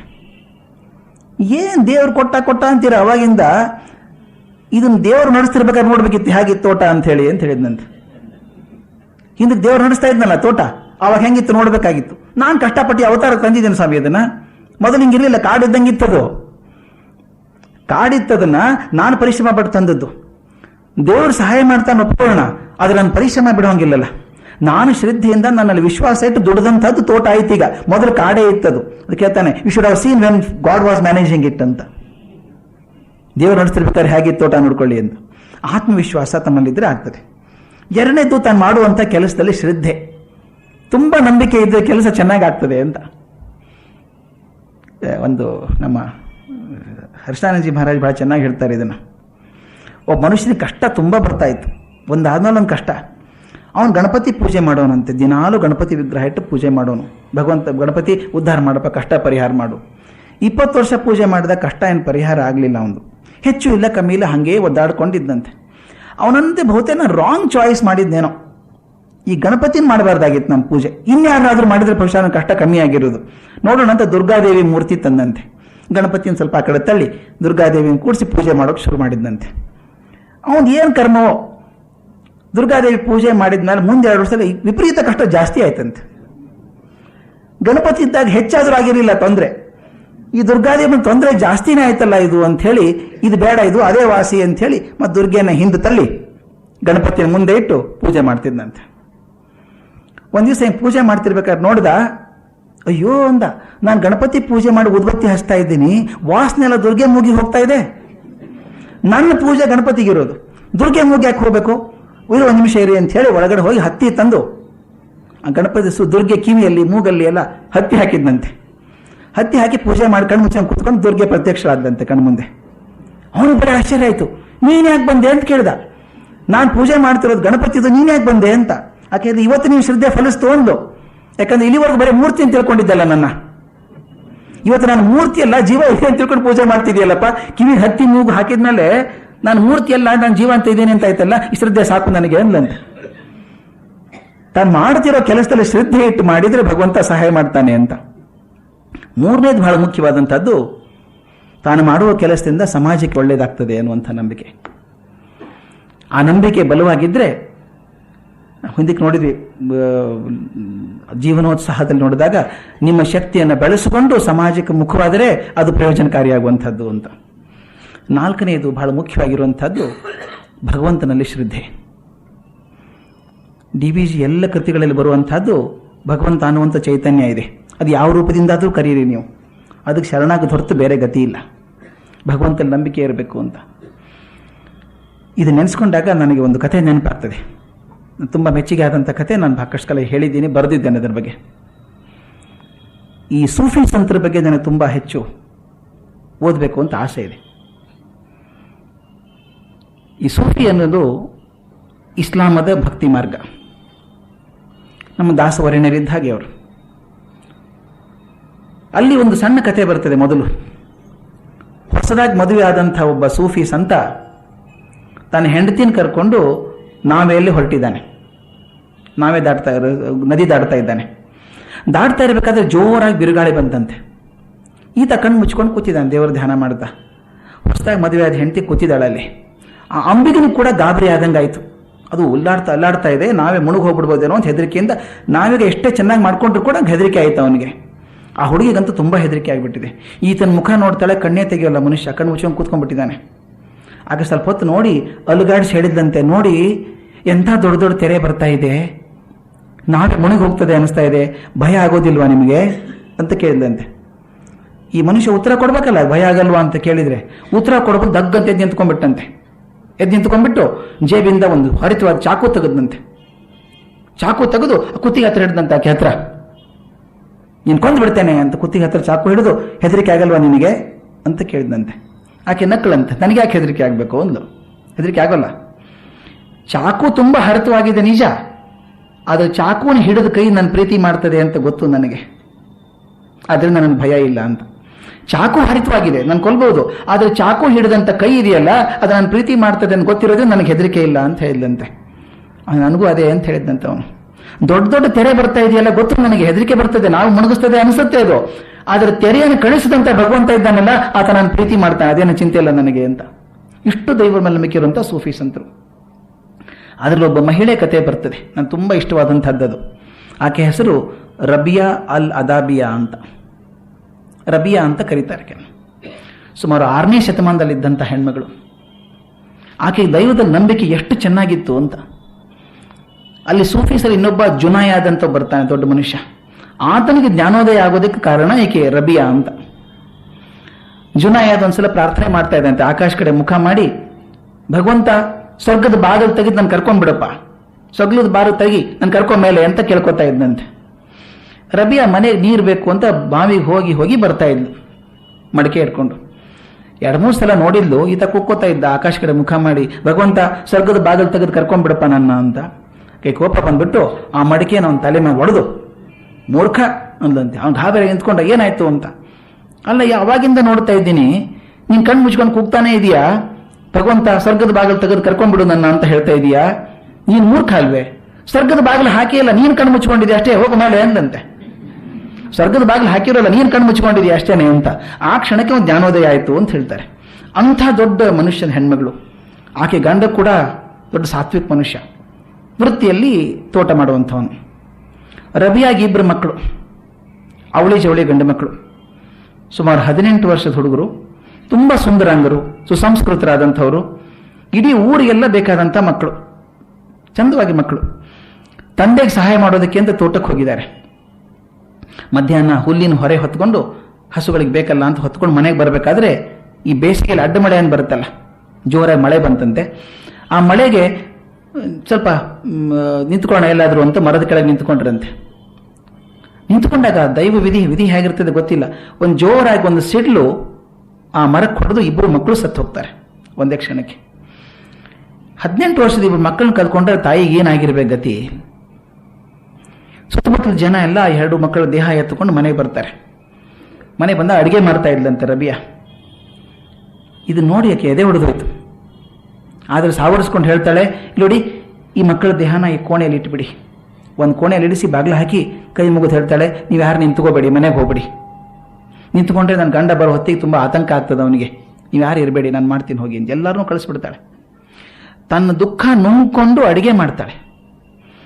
ಗಂಡ ಮನೆ ಬಂದ ಕಾಲು ತೊಳ್ಕೊಳ್ಳೋಕೆ ನೀರು ಕೊಟ್ಟು ಅವನಿಗೆ ಊಟ ಬಡಿಸಿ, ಊಟ ಆಗಿ ಆತ ಹೊರಗೆ ಬಂದು ಕೂತ್ಕೊಂಡಾಗ ಅವನ ಹತ್ರ ಬಂದು ಕೂತ್ಕೋತಾಳೆ, ಮಾತೆತ್ತಾಳೆ, ನೋಡಿ ನಿಮ್ಮಿಂದ ನಾನು ಯಾವ ವಿಷಯನೂ ಮಿಚ್ಚಿಟ್ಟಿರಲಿಲ್ಲ ಎಷ್ಟು ದಿವಸ, ಈಗ ಹೇಳಬೇಕು ಅನಿಸಿದೆ. ಎಷ್ಟೋ ವರ್ಷಗಳಿಂದ ಒಂದು ಘಟನೆ ಆಗಿತ್ತು, ಅಷ್ಟು ದೊಡ್ಡದು ಅನಿಸ್ತಿಲ್ಲ, ನಿಮ್ಗೆ ಹೇಳೂ ಇಲ್ಲ ನಾನು ಅದನ್ನು. ಎಷ್ಟೋ ವರ್ಷಗಳಿಂದ ಒಬ್ಬ ಸನ್ಯಾಸಿ ನಮ್ಮ ಮನೆ ಹತ್ರ ಬಂದು ನಾನು ತೀರ್ಥಯಾತ್ರೆಗೆ ಹೋಗ್ತಾ ಇದ್ದೀನಿ, ದಾರಿಯಲ್ಲಿ ಕಳ್ಳಕಾಕರ ಹಾವಳಿ ಜಾಸ್ತಿ, ಅದಕ್ಕೆ ನಂದೊಂದು ವಸ್ತು ಇದೆ, ನೀನು ಇಟ್ಕೊಂಡಿರೋದನ್ನು ನಾನು ವಾಪಸ್ ಬರ್ಬೇಕಾದ್ರೆ ತೊಗೊಂಡು ಹೋಗ್ತೇನೆ ಅಂತ ಹೇಳಿ ಕೊಟ್ಟರು. ನಾನು ಇಟ್ಕೊಂಡೆ. ಬರ್ತಾರೆ ಅಂದ್ಕೊಂಡೆ, ಮುಂದಿನ ವಾರ, ಅದ್ರ ಮುಂದಿನ ವಾರ, 1 ವರ್ಷ ಆಯಿತು, 2 ವರ್ಷ ಆಯಿತು, 3 ವರ್ಷ ಆಯಿತು, ಬರಲೇ ಇಲ್ಲ ಅವರು. ಆಗಿನ ಕಾಲದಲ್ಲಿ ಹಾಗೆ ಅಲ್ವಾ, ತೀರ್ಥಯಾತ್ರೆಗೆ ಹೋದ್ರೆ ವಾಪಸ್ ಬರ್ತಾರೆ ಅಂತ ಗ್ಯಾರಂಟಿ ಇಲ್ಲ. ಹಾಗೇನಾದರೂ ಆಯ್ತೇನೋ ಮಹಾತ್ಮರಿಗೆ, ಹೋಗೇ ಬಿಟ್ಟರೋ ಗೊತ್ತಿಲ್ಲ ಅಂತ 5-6 ವರ್ಷ ಆದ್ಮೇಲೆ ತೆಗೆದು ನೋಡಿದೆ ಅದನ್ನು ನಾನು. ತುಂಬ ಸುಂದರವಾದ ಆಭರಣ ಇತ್ತು, ನನಗೆ ಇಷ್ಟ ಆಯಿತು, ಹಾಕ್ಕೊಂಡೆ. ಅಷ್ಟು ವರ್ಷ ಹಾಕ್ಕೊಂಡ್ಬಿಟ್ಟ, ಮೋಹ ಬಂದ್ಬಿಡ್ತು ಅದ್ರ ಬಗ್ಗೆ ನನಗೆ. ಏನಾಯ್ತು ಗೊತ್ತಾ, ಬೆಳಗ್ಗೆ ಸನ್ಯಾಸಿ ಬಂದು ನಾನು ಕೊಟ್ಟ ಆಭರಣ ವಾಪಸ್ ಕೊಡ್ತೀಯಾ ರಬಿಯಾ ಅಂತ ಕೇಳಿದ. ನನಗಿಷ್ಟು ವರ್ಷ ಹಾಕ್ಕೊಂಡು ಅದ್ರ ಬಗ್ಗೆ ಪ್ರೀತಿ ಮೋಹ ಬಂದ್ಬಿಟ್ಟಿದೆಯಲ್ಲ, ಒಂದೇ ಸಲ ಕೊಡಬೇಕು ಅಂತ ಅನಿಸ್ಲಿಲ್ಲ ನನಗೆ. ನನ್ನ ಯಜಮಾನರನ್ನ ಕೇಳಿ ಸಾಯಂಕಾಲ ಕೊಟ್ಟರೆ ಆಗತ್ತಾ ಅಂತ ಕೇಳಿದೆ. ಸಾಯಂಕಾಲ ಬರ್ತೀನಿ ಅಂತ ಅವ್ರು ಹೋದರು. ಈಗ ನನ್ನ ಮನಸ್ಸಿಗೆ ದ್ವಂದ್ವವಾಗಿಬಿಟ್ಟಿದೆ, ನನಗೆ ಇಷ್ಟು ವರ್ಷ ಹಾಕ್ಕೊಂಡು ಮೋಹ ಬಂದ್ಬಿಟ್ಟಿದೆಯಲ್ಲ ಅದ್ರ ಬಗ್ಗೆ, ಈಗ ಅವ್ರು ಕೊಡು ಅಂತಾರೆ, ಏನು ಮಾಡಲಿ ಅಂತ. ಗಂಡ ಅನ್ನಂತೆ ಎಂಥ ತಪ್ಪಾಯಿತು ರಬಿಯಾ ನಿನ್ನ ಕಡೆಯಿಂದ, ನೀನು ಮಹಾಜ್ಞಾನಿ ಅಂತಾರೆ, ನೀನು ಹೇಳೋ ಮಾತಾ ಇದು? ಅಲ್ಲ, ಅವ್ರ ಆಸ್ತಿ ಅದು, ಅವ್ರ ವಸ್ತು, ಅವ್ರು ಕೊಟ್ಟಿದ್ದಾರೆ, ಕೊಟ್ಟಿದ್ದಾರೆ, ತಕ್ಷಣ ಕೊಟ್ಬಿಡ್ಬೇಕಾಗಿತ್ತು ನೀನು. ಕೊಡೋದಷ್ಟೇ ಅಲ್ಲ, ಕೃತಜ್ಞತೆಯಿಂದ ಕೊಡಬೇಕು. ನಿಮ್ಮ ನಂಬಿಕೆ ಇಷ್ಟು ವರ್ಷ ಬಿಟ್ಟು ಹೋಗಿದಾರಲ್ಲ ಅವರು, ಕೃತಜ್ಞತೆಯಿಂದ ಕೊಡಬೇಕದನ್ನು ಅವರಿಗೆ ಅಂತ ಹೇಳಿದಂತೆ ಗಂಡ. ಹಾಗಾದ್ರೆ ನಾವಿಬ್ಬರೂ ಸೇರೆ ಕೊಡೋಣ ಬನ್ನಿ ಅಂದ್ಲಂತೆ. ಗಂಡನ ಕೈ ಹಿಡಿದು ಕರ್ಕೊಂಡು ಹೋಗಿ ಆ ಕೋಣೆ ಬಾಗಿಲು ತೆಗೆದು ಅಲ್ಲಿ 2 ಮಕ್ಕಳ ದೇಹ ತೋರಿಸಿ, 18 ವರ್ಷದ ಹಿಂದೆ ಭಗವಂತ ನನಗೆ 2 ಮಕ್ಕಳನ್ನು ಕೊಟ್ಟಿದ್ದ, ಇವತ್ತು ವಾಪಸ್ ಬೇಕು ಅಂತಿದ್ದಾನೆ, ಇಬ್ಬರು ಸೇರಿ ವಾಪಸ್ ಕೊಡೋಣ ಅನ್ನಂತೆ. ಗಂಡ ಕುಸಿದು ಬಿದ್ದು ಅಳೋಕೆ ಶುರು ಮಾಡಿದ್ನಂತೆ. ಅತ್ ಹೇಳಿದ್ನಂತೆ, ಇಂಥ ಕಷ್ಟ ನೀನು ಹೇಗೆ ತಡ್ಕೊಂಡೆ ತಾಯಿಯಾಗಿ, ನನಗೆ ತಡ್ಕೊಳಕ್ಕಾಗೋದಿಲ್ಲ. ಆಕೆ ಹೇಳ್ತಾಳೆ, ಭಗವಂತನಲ್ಲಿ ಎಷ್ಟು ಅಚಲವಾದ ನಂಬಿಕೆ ನನಗಿದೆ ಅಂದರೆ, ಎಂಥ ವಿಷಮಯ ಸನ್ನಿವೇಶ ಕೂಡ ಸ್ವೀಕಾರಾರ್ಹ ಆಗಿಬಿಡ್ತದೆ ಜೀವನದಲ್ಲಿ ಅಂತ. ಭಗವಂತನಲ್ಲಿ ಅತ್ಯಂತ ಆಳವಾದ ನಂಬಿಕೆ ಇದ್ದರೆ ಅತ್ಯಂತ ಕಷ್ಟವಾದ ಪರಿಸ್ಥಿತಿ ಕೂಡ ಮನುಷ್ಯನಿಗೆ ಸ್ವೀಕಾರಾರ್ಹ ಆಗ್ತದೆ ಅಂತ.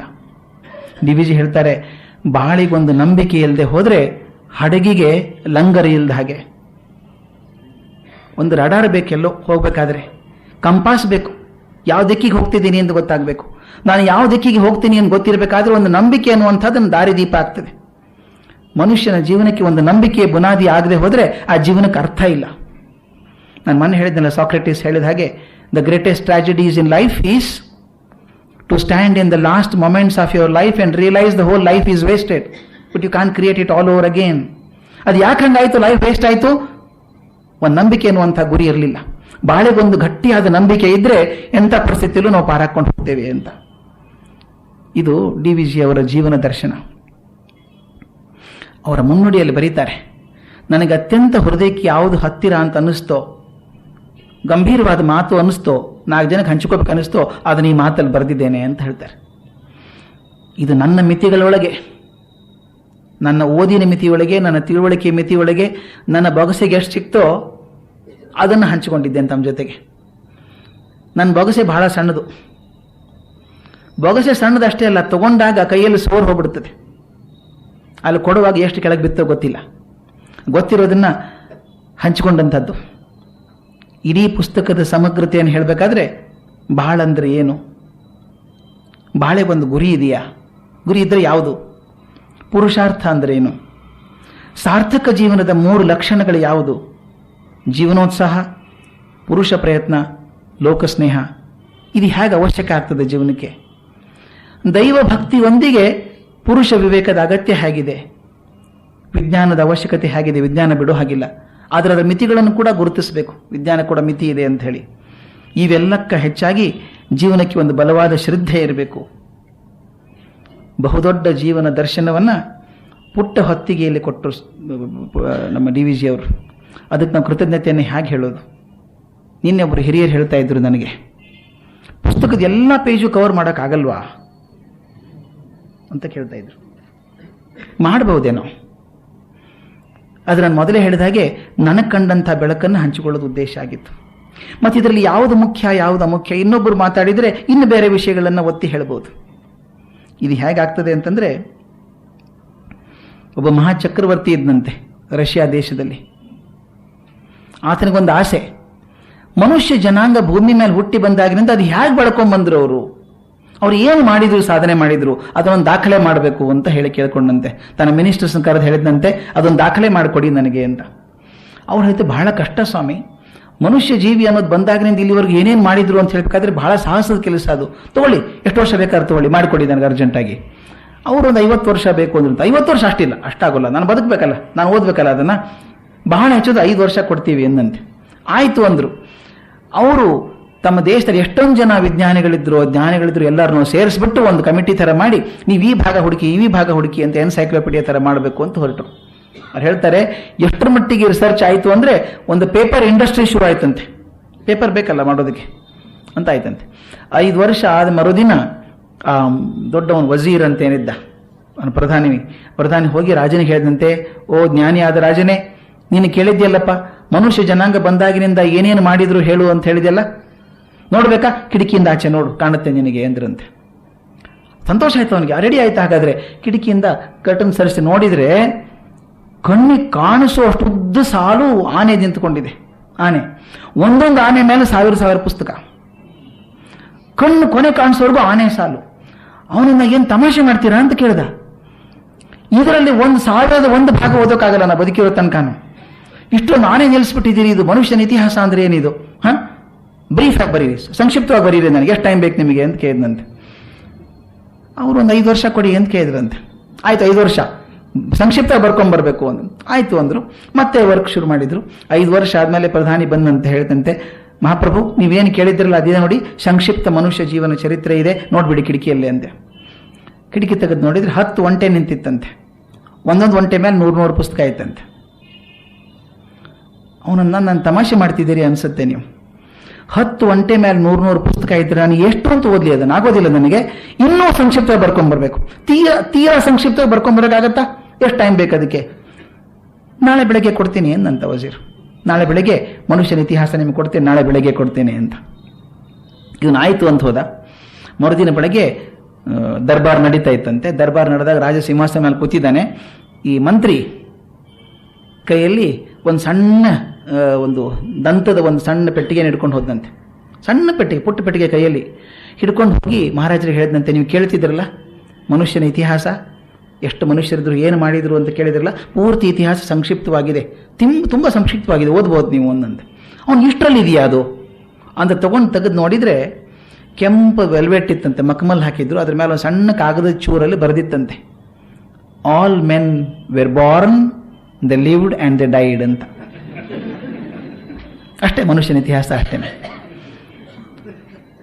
ಇದು ಯಾಕೆ ಅಂದರೆ ಯಾವುದು ಮುಖ್ಯ ಯಾವುದು ಅಮುಖ್ಯ ಒಂದು ಕೃತಿಯಲ್ಲಿ ಅಂತನ್ನೋದು ಆ ವ್ಯಕ್ತಿಯ ಆರಿಸುವ ರೀತಿ ಮೇಲೆ ಇರ್ತದೆ. ನಾನು ಹೇಳ್ತಿರ್ತೇನೆ, ಈ ಮಹಾಕೃತಿಗಳು ಹೇಗೆ ಅಂತಂದರೆ, DVG ಅವರ ಬಾಳೆಗೊಂದು ನಂಬಿಕೆ, ಎಷ್ಟು ದೊಡ್ಡ ಕೃತಿ ಅಂದರೆ ಒಂದು ದೊಡ್ಡ ನದಿ ಹರಿತಾ ಇದೆ, ಗಂಗಾ ನದಿ ಹರಿತಾ ಇದೆ. ನಾವು ಹೋಗ್ತೇವೆ ಅಲ್ಲಿ, ನಾನೊಂದು ಬಗ್ಸೆ ನೀರು ತಗೋತೇನೆ, ನನ್ನ ದಕ್ಕಿದ್ದಷ್ಟೇನೆ. ಇನ್ನೊಬ್ರು ಬಕೆಟ್ ಹಿಡ್ಕೊಂಡು ಹೋಗ್ತಾರೆ, ಒಂದು ಬಕೆಟ್ ತುಂಬ್ಕೊಂಡು ಬರ್ತಾರೆ ನೀರು, ಅವ್ರು ದಕ್ಕಿದ್ದಷ್ಟು. ಇನ್ನೊಬ್ಬ ಅರ್ಧ HP ಪಂಪ್ ಹಚ್ಚಿ ನೀರು ತಗೋತಾ ಇರ್ತಾನೆ, ಗಂಗಾ ನದಿ ಏನು ಬೇಡ ಅನ್ನೋಲ್ಲ, ಅವನು ದಕ್ಕಿದ್ದಷ್ಟು. ಇನ್ನೊಬ್ಬ ಉತ್ಸಾಹದಿಂದ 10 HP ಪಂಪ್ ಹಚ್ತಾನೆ, ಹಾರ್ಸ್ ಪವರ್ ಪಂಪ್ ಹಚ್ಚಿ ಒಂದು 4 ಎಕರೆ ಇರಿಗೇಟ್ ಮಾಡ್ಕೊಂಡ್ಬಿಡ್ತಾನೆ ಚೆನ್ನಾಗಿ, ಅವನು ದಕ್ಕಿದ್ದಷ್ಟು. ಇನ್ನೊಬ್ಬವ ಒಂದು ಸಣ್ಣ ಟನೆಲ್ ಹಾಕೊಂಡ್ಬಿಡ್ತಾನೆ, ಅವನು ಒಂದು ಕಾಲುವೆ ತೆಗೆತಾನೆ, ಹೊಳಕ್ಕೆ ತಗೊಂಡ್ಬಿಡ್ತಾನೆ ಅವನು. ಗಂಗಾ ನದಿ ಏನು ತಕರಾರಿಲ್ಲ, ನಮ್ಮ ಶಕ್ತಿ ಇದ್ದಷ್ಟು ಪಡ್ಕೋತೇವೆ ಅಷ್ಟೇ. ಇದು ಬಾಳಿಗೊಂದು ನಂಬಿಕೆ, ಅದು ಹಾಗೆ ನೀವು ನೋಡಿದ ಹಾಗೆ ಹೇಳ್ತೀನಿ. ನಾರ್ಮಲಿ ಹೇಳೋದು ಅಂದರೆ A creative reader is the second author of the book ಅಂತ. ಒಬ್ಬ ಸೃಜನಶೀಲ ಓದುಗ 2ನೇ ಲೇಖಕ ಇದ್ದ ಹಾಗೆ. ಆ ಪ್ರೀತಿಯಿಂದ ಅದನ್ನು ಓದಿದರೆ ನಮಗೆ ತಿಳಿದ ಹಾಗೆ ನಮಗೆ ಅರ್ಥ ಹೊಳ್ಕೊಂಡು ಹೋಗ್ತದೆ. ಹಾಗೆ ಬಾಳಿಗೊಂದು ನಂಬಿಕೆ. DVG ಅವರಿಗೆ ನಾವು ಕೃತಜ್ಞತೆಯನ್ನು ಯಾವ ರೀತಿಯಿಂದ ಹೇಳೋದು, ಇನ್ನು ಯಾವ ರೀತಿಯಿಂದ ಹೇಳೋಕ್ಕಾಗೋದಿಲ್ಲ. ಬಹುಶಃ ಒಂದೇ ಒಂದು ರೀತಿ ಅನಿಸುತ್ತೆ, ಅವರ ಪುಸ್ತಕದಲ್ಲಿ ಹೇಳಿದಂಥ ನೀತಿಯನ್ನು ಸಾಧ್ಯವಿದ್ದಷ್ಟು ಮಟ್ಟಿಗೆ ನಮ್ಮ ಜೀವನದಲ್ಲಿ ಅಳವಡಿಸ್ಕೊಂಡ್ರೆ ಅದಕ್ಕಿಂತ ಹೆಚ್ಚಿನ ಕೃತಜ್ಞತೆ ನಾವು ಅವ್ರಿಗೆ ಹೇಳಬೇಕಾಗಿಲ್ಲ, ಅವ್ರ ನಮ್ಮಿಂದ ಅಪೇಕ್ಷೆನೂ ಪಡಲಿಕ್ಕಿಲ್ಲ.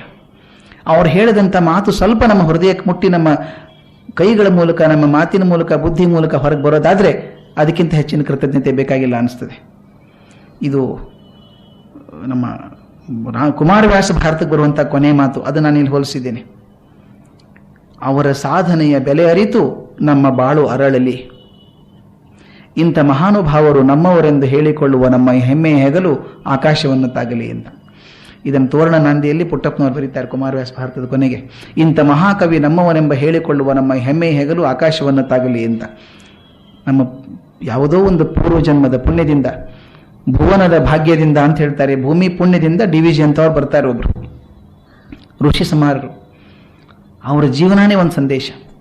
ಬಾಳಿಗೊಂದು ನಂಬಿಕೆ ಇದ್ದರೆ ಜೀವನ ಹೇಗೆ ಗಟ್ಟಿ ಆಗ್ತದೆ ಅನ್ನೋದಕ್ಕೆ DVG ಅವರ ಜೀವನನೇ ಒಂದು ಕಾರಣ. ಅದನ್ನು ನಮಗೆ ಕಣ್ಣು ಮುಂದೆ ಸಂದೇಶ ಇದ್ದಂಗಿದೆ. ಅವರ ಪ್ರೀತಿ ಅಂತಃಕರಣ ಅದನ್ನು ಕಂಡಂಥವ್ರು ಉಂಡಂಥವ್ರು ಬೇಕಾದಷ್ಟು ಜನ ಇದ್ದಾರೆ. ರಾಮಸ್ವಾಮಿ ಅವರು ಇದ್ದಾರೆ ಇಲ್ಲಿ ಕಂಡಂಥವ್ರು. ನಾವು ಕೊನೆಗೊಂದು ಸ್ವಲ್ಪ ಪಡ್ಕೊಂಡವ್ರು, ನಾವು ಕೊನೆ 1 ವರ್ಷ 2 ವರ್ಷ. ಆದರೆ ಆ ಪ್ರೀತಿಯ ಅಂತಃಕರಣ ಇದೆಯಲ್ಲ, ಆ ಜೀವನೋತ್ಸಾಹ ಇದೆಯಲ್ಲ, ಅದು ಮೆಚ್ಚಿಕೊಳ್ಳುವಂಥದ್ದು. ಅವರದ್ದು ಆಶೀರ್ವಾದ ನಮ್ಮನ್ನು ಸದಾ ಕಾಪಾಡಲಿ ಅಂತ ಹೇಳ್ತಾ, ಈ ಬಾಲ ಭಾಷೆಯನ್ನು ತಾವೆಲ್ಲ ಪ್ರೀತಿಯಿಂದ ಕೇಳಿದ್ದಕ್ಕೆ ತಮಗೆಲ್ಲ ವಂದಿಸಿ ನನ್ನ ಮಾತನ್ನು ಮುಗಿಸ್ತೇನೆ. ತಾಯಂದ್ರೆ, ಹಿರಿಯರೇ, ಸ್ನೇಹಿತರೆ, ಈ 5 ದಿನಗಳ ಒಂದು ಜ್ಞಾನ ಸತ್ರ ಇವತ್ತು ಮುಗಿದಿದೆ. ಇದಕ್ಕೆ ಈ ಉಪನ್ಯಾಸಮಾಲೆ ಜ್ಞಾನ ಸತ್ರ ಅನ್ನೋದಕ್ಕಿಂತ ಉಚಿತವಾದ ಶಬ್ದ ಪ್ರಯೋಗ ನನಗೆ ತೋರ್ತಾ ಇಲ್ಲ. ಅವರ ಎಷ್ಟು ಸೊಗಸಾಗಿ ನಮ್ಮ ಆತ್ಮೀಯರಾದ ಗುರುರಾಜ ಕರ್ಜಗಿಯವರು ವ್ಯಾಖ್ಯಾನ ಮಾಡಿದ್ದಾರೆ ಅಂದರೆ, ಅವರ ವಾಣಿಯ ಸೊಗಸೇ ನಿಮ್ಮ ಮನಸ್ಸಿನಲ್ಲಿ ಮುದ್ರಿಕೆಯಾಗಿ ಉಳಿಯಲಿ. ನಾನೇನಾದರೂ ಹೇಳಕ್ಕೆ ಹೋದರೆ ರಸಭಂಗವಾಗುತ್ತೆ ಅಂತ ನನಗೆ ಹೆದರಿಕೆ ಆಗ್ತಾ ಇದೆ. ಅದರಿಂದ ಆದಷ್ಟು ಕಡಿಮೆ ಶಬ್ದಗಳಲ್ಲಿ ವಂದನಾರ್ಪಣೆಯ ಕರ್ತವ್ಯವನ್ನು ಮಾಡ್ತಾ ಇದ್ದೇನೆ. ಒಂದು ಮಾತನ್ನು ನಾವು ಪದೇ ಪದೇ ಕೇಳ್ತೇವೆ, ಸಾಹಿತ್ಯ ಅನ್ನೋದರಲ್ಲಿ ಹಲವು ಬಗೆಗಳಿರುತ್ತವೆ. ಪ್ರಬೋಧ ಸಾಹಿತ್ಯ ಇರುತ್ತೆ, ಪ್ರಮೋದ ಸಾಹಿತ್ಯ ಇರುತ್ತೆ, ಪ್ರಮಾದ ಸಾಹಿತ್ಯ ಅನ್ನೋದು ಕೂಡ ಇರುತ್ತೆ ಅಂತ. ಇದರಲ್ಲಿ ಆ 3ನೇದರ ಸಂಬಂಧ ನಮಗೆ ಯಾರಿಗೂ ಇಲ್ಲ, ಆದ್ದರಿಂದ ಅದನ್ನು ಬಿಡೋಣ. ಈ ಪ್ರಮೋದ ಸಾಹಿತ್ಯ ಅದನ್ನು ನಾವು ಮಾಹಿತಿಗೋಸ್ಕರ ಓದ್ತೀವಿ, ನ್ಯೂಸ್ ಪೇಪರ್ ಓದ್ತೀವಿ, ಅದನ್ನು ಮಾಹಿತಿಗೋಸ್ಕರ ಓದ್ತೀವಿ ಅಷ್ಟೇ, ಸಾಕಾಗ್ತದೆ. ಆದರೆ ಈ ಪ್ರಬೋಧ ಸಾಹಿತ್ಯ ಅಂತ ಏನಿದೆ ಅದನ್ನು ನಾವು ಗಂಭೀರವಾಗಿ ಓದ್ತೇವೆ. ನಮ್ಮ ಜೀವನದಲ್ಲಿ ಒಂದು ಬೆಳಕನ್ನು ಕಂಡುಕೊಳ್ಳುವ ದೃಷ್ಟಿಯಿಂದ ಓದ್ತೇವೆ. ಅದಕ್ಕೆ ನೆರವಾಗಲಿ ಅನ್ನುವ ಆಶಯದಿಂದಲೇ DVG ಅವರು ಈ ಕೃತಿಯನ್ನು ಬರೆದದ್ದು. ಹೀಗೆ ಒಂದು ಖಚಿತವಾದ ಉದ್ದೇಶದಿಂದ DVG ಅವರು ಈ ಕೃತಿಯನ್ನು ಬರೆದರು. ಮತ್ತು ಪದೇ ಪದೇ ಈ ವ್ಯಾಖ್ಯಾನದಲ್ಲಿ ಸ್ಪಷ್ಟವಾಗಿರುವ ಹಾಗೆ ಈ 50, 60, 100 ಪುಟದ ಈ ಪುಸ್ತಕದಲ್ಲಿ 5,000-6,000 ವರ್ಷಗಳ ಚಿಂತನೆ ಹರಳುಗಟ್ಟಿದೆ. ಅದರಿಂದ ಒಂದು ದೃಷ್ಟಿಯಿಂದ ಹೇಳೋದಾದರೆ, ಈ ಸೂತ್ರಪ್ರಾಯವಾಗಿರುವ DVG ಅವರ ಮಾತುಗಳಿಗೆ ಗುರುರಾಜ ಕರ್ಜಗಿಯವರು ವ್ಯಾಖ್ಯಾನ ಕೊಟ್ಟಿದ್ದಾರೆ ಅಂತಾನೂ ಹೇಳಬಹುದು. ಇದನ್ನೇ ಬೇರೊಂದು ರೀತಿಯಲ್ಲಿ ಹೇಳೋದಾದರೆ, ಇದನ್ನ ಹೇಳೋದ್ರಲ್ಲಿ DVG ಅವರ ಮನೋವ್ಯಾಪಾರ ಏನೇನಾಗಿತ್ತು ಅದನ್ನ ಇವರು ಬೆಳಕಿಗೆ ತಂದಿದ್ದಾರೆ ಅಂತಾನೆ ಹೇಳಬಹುದು. ಏನೇನು ಯೋಚನೆ ಮಾಡಿ ಎಷ್ಟು ಹೇಳಬೇಕು ಅಂತ ಡಿ ವಿ ಜಿ ಅವರು ಲೆಕ್ಕಾಚಾರ ಮಾಡಿದ್ದಾರೆ, ಅದನ್ನು ನಮ್ಮ ಮುಂದೆ ಬಿಚ್ಚಿ ಇಟ್ಟಿದ್ದಾರೆ ಪ್ರೊಫೆಸರ್ ಗುರುರಾಜ ಕರಜಗಿ ಅವರು. ಅವರ ಲೋಕಸ್ನೇಹದ ವ್ಯಾಖ್ಯಾನವಾಗಲಿ, ವಿಜ್ಞಾನದ ಬಗ್ಗೆ ಡಿ ವಿ ಜಿ ಅವರಿಗೆ ಇರುವ ದೃಷ್ಟಿ ಮೊದಲಾದ ಅನೇಕ ವಿಷಯಗಳು, ಇದು ಡಿ ವಿ ಜಿ ಅವರು ದಶಕಗಳ ಗಟ್ಟಲೆ ಚಿಂತನೆ ಮಾಡಿ ಗಟ್ಟಿ ಮಾಡಿಕೊಂಡಿದ್ದಂಥ ಸಿದ್ಧಾಂತಗಳು. ಈಗ ಉದಾಹರಣೆ ವಿಜ್ಞಾನದ ವಿಷಯ ಬಂತು. 60 ವರ್ಷ ಹಿಂದೆನೆ ನಮ್ಮ ಜನಕ್ಕೆ ವಿಜ್ಞಾನ ಬೇಕು ಅಂತ ಮಾತ್ರವಲ್ಲ, ಏನು ವಿಜ್ಞಾನದ ಪರಿಭಾಷೆ ಕನ್ನಡದಲ್ಲಿ ಹೇಗೆ ಬೆಳೀಬೇಕು ಅನ್ನೋದರ ಬಗ್ಗೆನೇ ಒಂದು ವಿಸ್ತಾರವಾದ ಪ್ರಬಂಧವನ್ನ ಆ ದಿನಗಳಲ್ಲಿ 60 ವರ್ಷ ಹಿಂದೆ ಡಿ ವಿ ಜಿ ಅವರು ಬರೆದದ್ದನ್ನು ಇಂಗ್ಲೆಂಡಿನ ನೇಚರ್ ಪತ್ರಿಕೆ ಕೂಡ ಉಲ್ಲೇಖ ಮಾಡಿತ್ತು. ಅಷ್ಟು ಆಳವಾದ ಚಿಂತನೆ ಒಂದೊಂದು ಸಣ್ಣ ವಿಷಯದಲ್ಲಿ ಡಿ ವಿ ಜಿ ಅವರಿಗೆ ಇತ್ತು. ಆದರೆ ಇದು ಒಂದು ಡಿ ವಿ ಜಿ ಅವರ ಕೃತಿಗಳು ಬರೆದಾದ ಮೇಲೆ ಒಂದು ಪೀಳಿಗೆ ಕಳೆದಿದೆ, ಒಂದು ಜನರೇಷನ್ ಗ್ಯಾಪ್ ಅಂತ ಇಟ್ಕೋಬಹುದು. ಬಹುಶಃ ನನ್ನ ಬರವಣಿಗೆಗಳಿಗೆ ಇಷ್ಟು ವಿಸ್ತಾರವಾದ ವ್ಯಾಖ್ಯಾನ ಬೇಕಾಗತ್ತೆ ಅನ್ನುವ ಕಲ್ಪನೆ ಡಿ ವಿ ಜಿ ಅವರಿಗೆ ಬಹುಶಃ ಇರಲಿಕ್ಕಿಲ್ಲ. ಜನ ಓದಿದ್ರೆ ಅರ್ಥವಾಗತ್ತೆ ಅನ್ನುವ ಕಲ್ಪನೆಯೇ ಬಹುಮಟ್ಟಿಗೆ ಅವರಿಗೆ ಇದ್ದಿರಬೇಕು.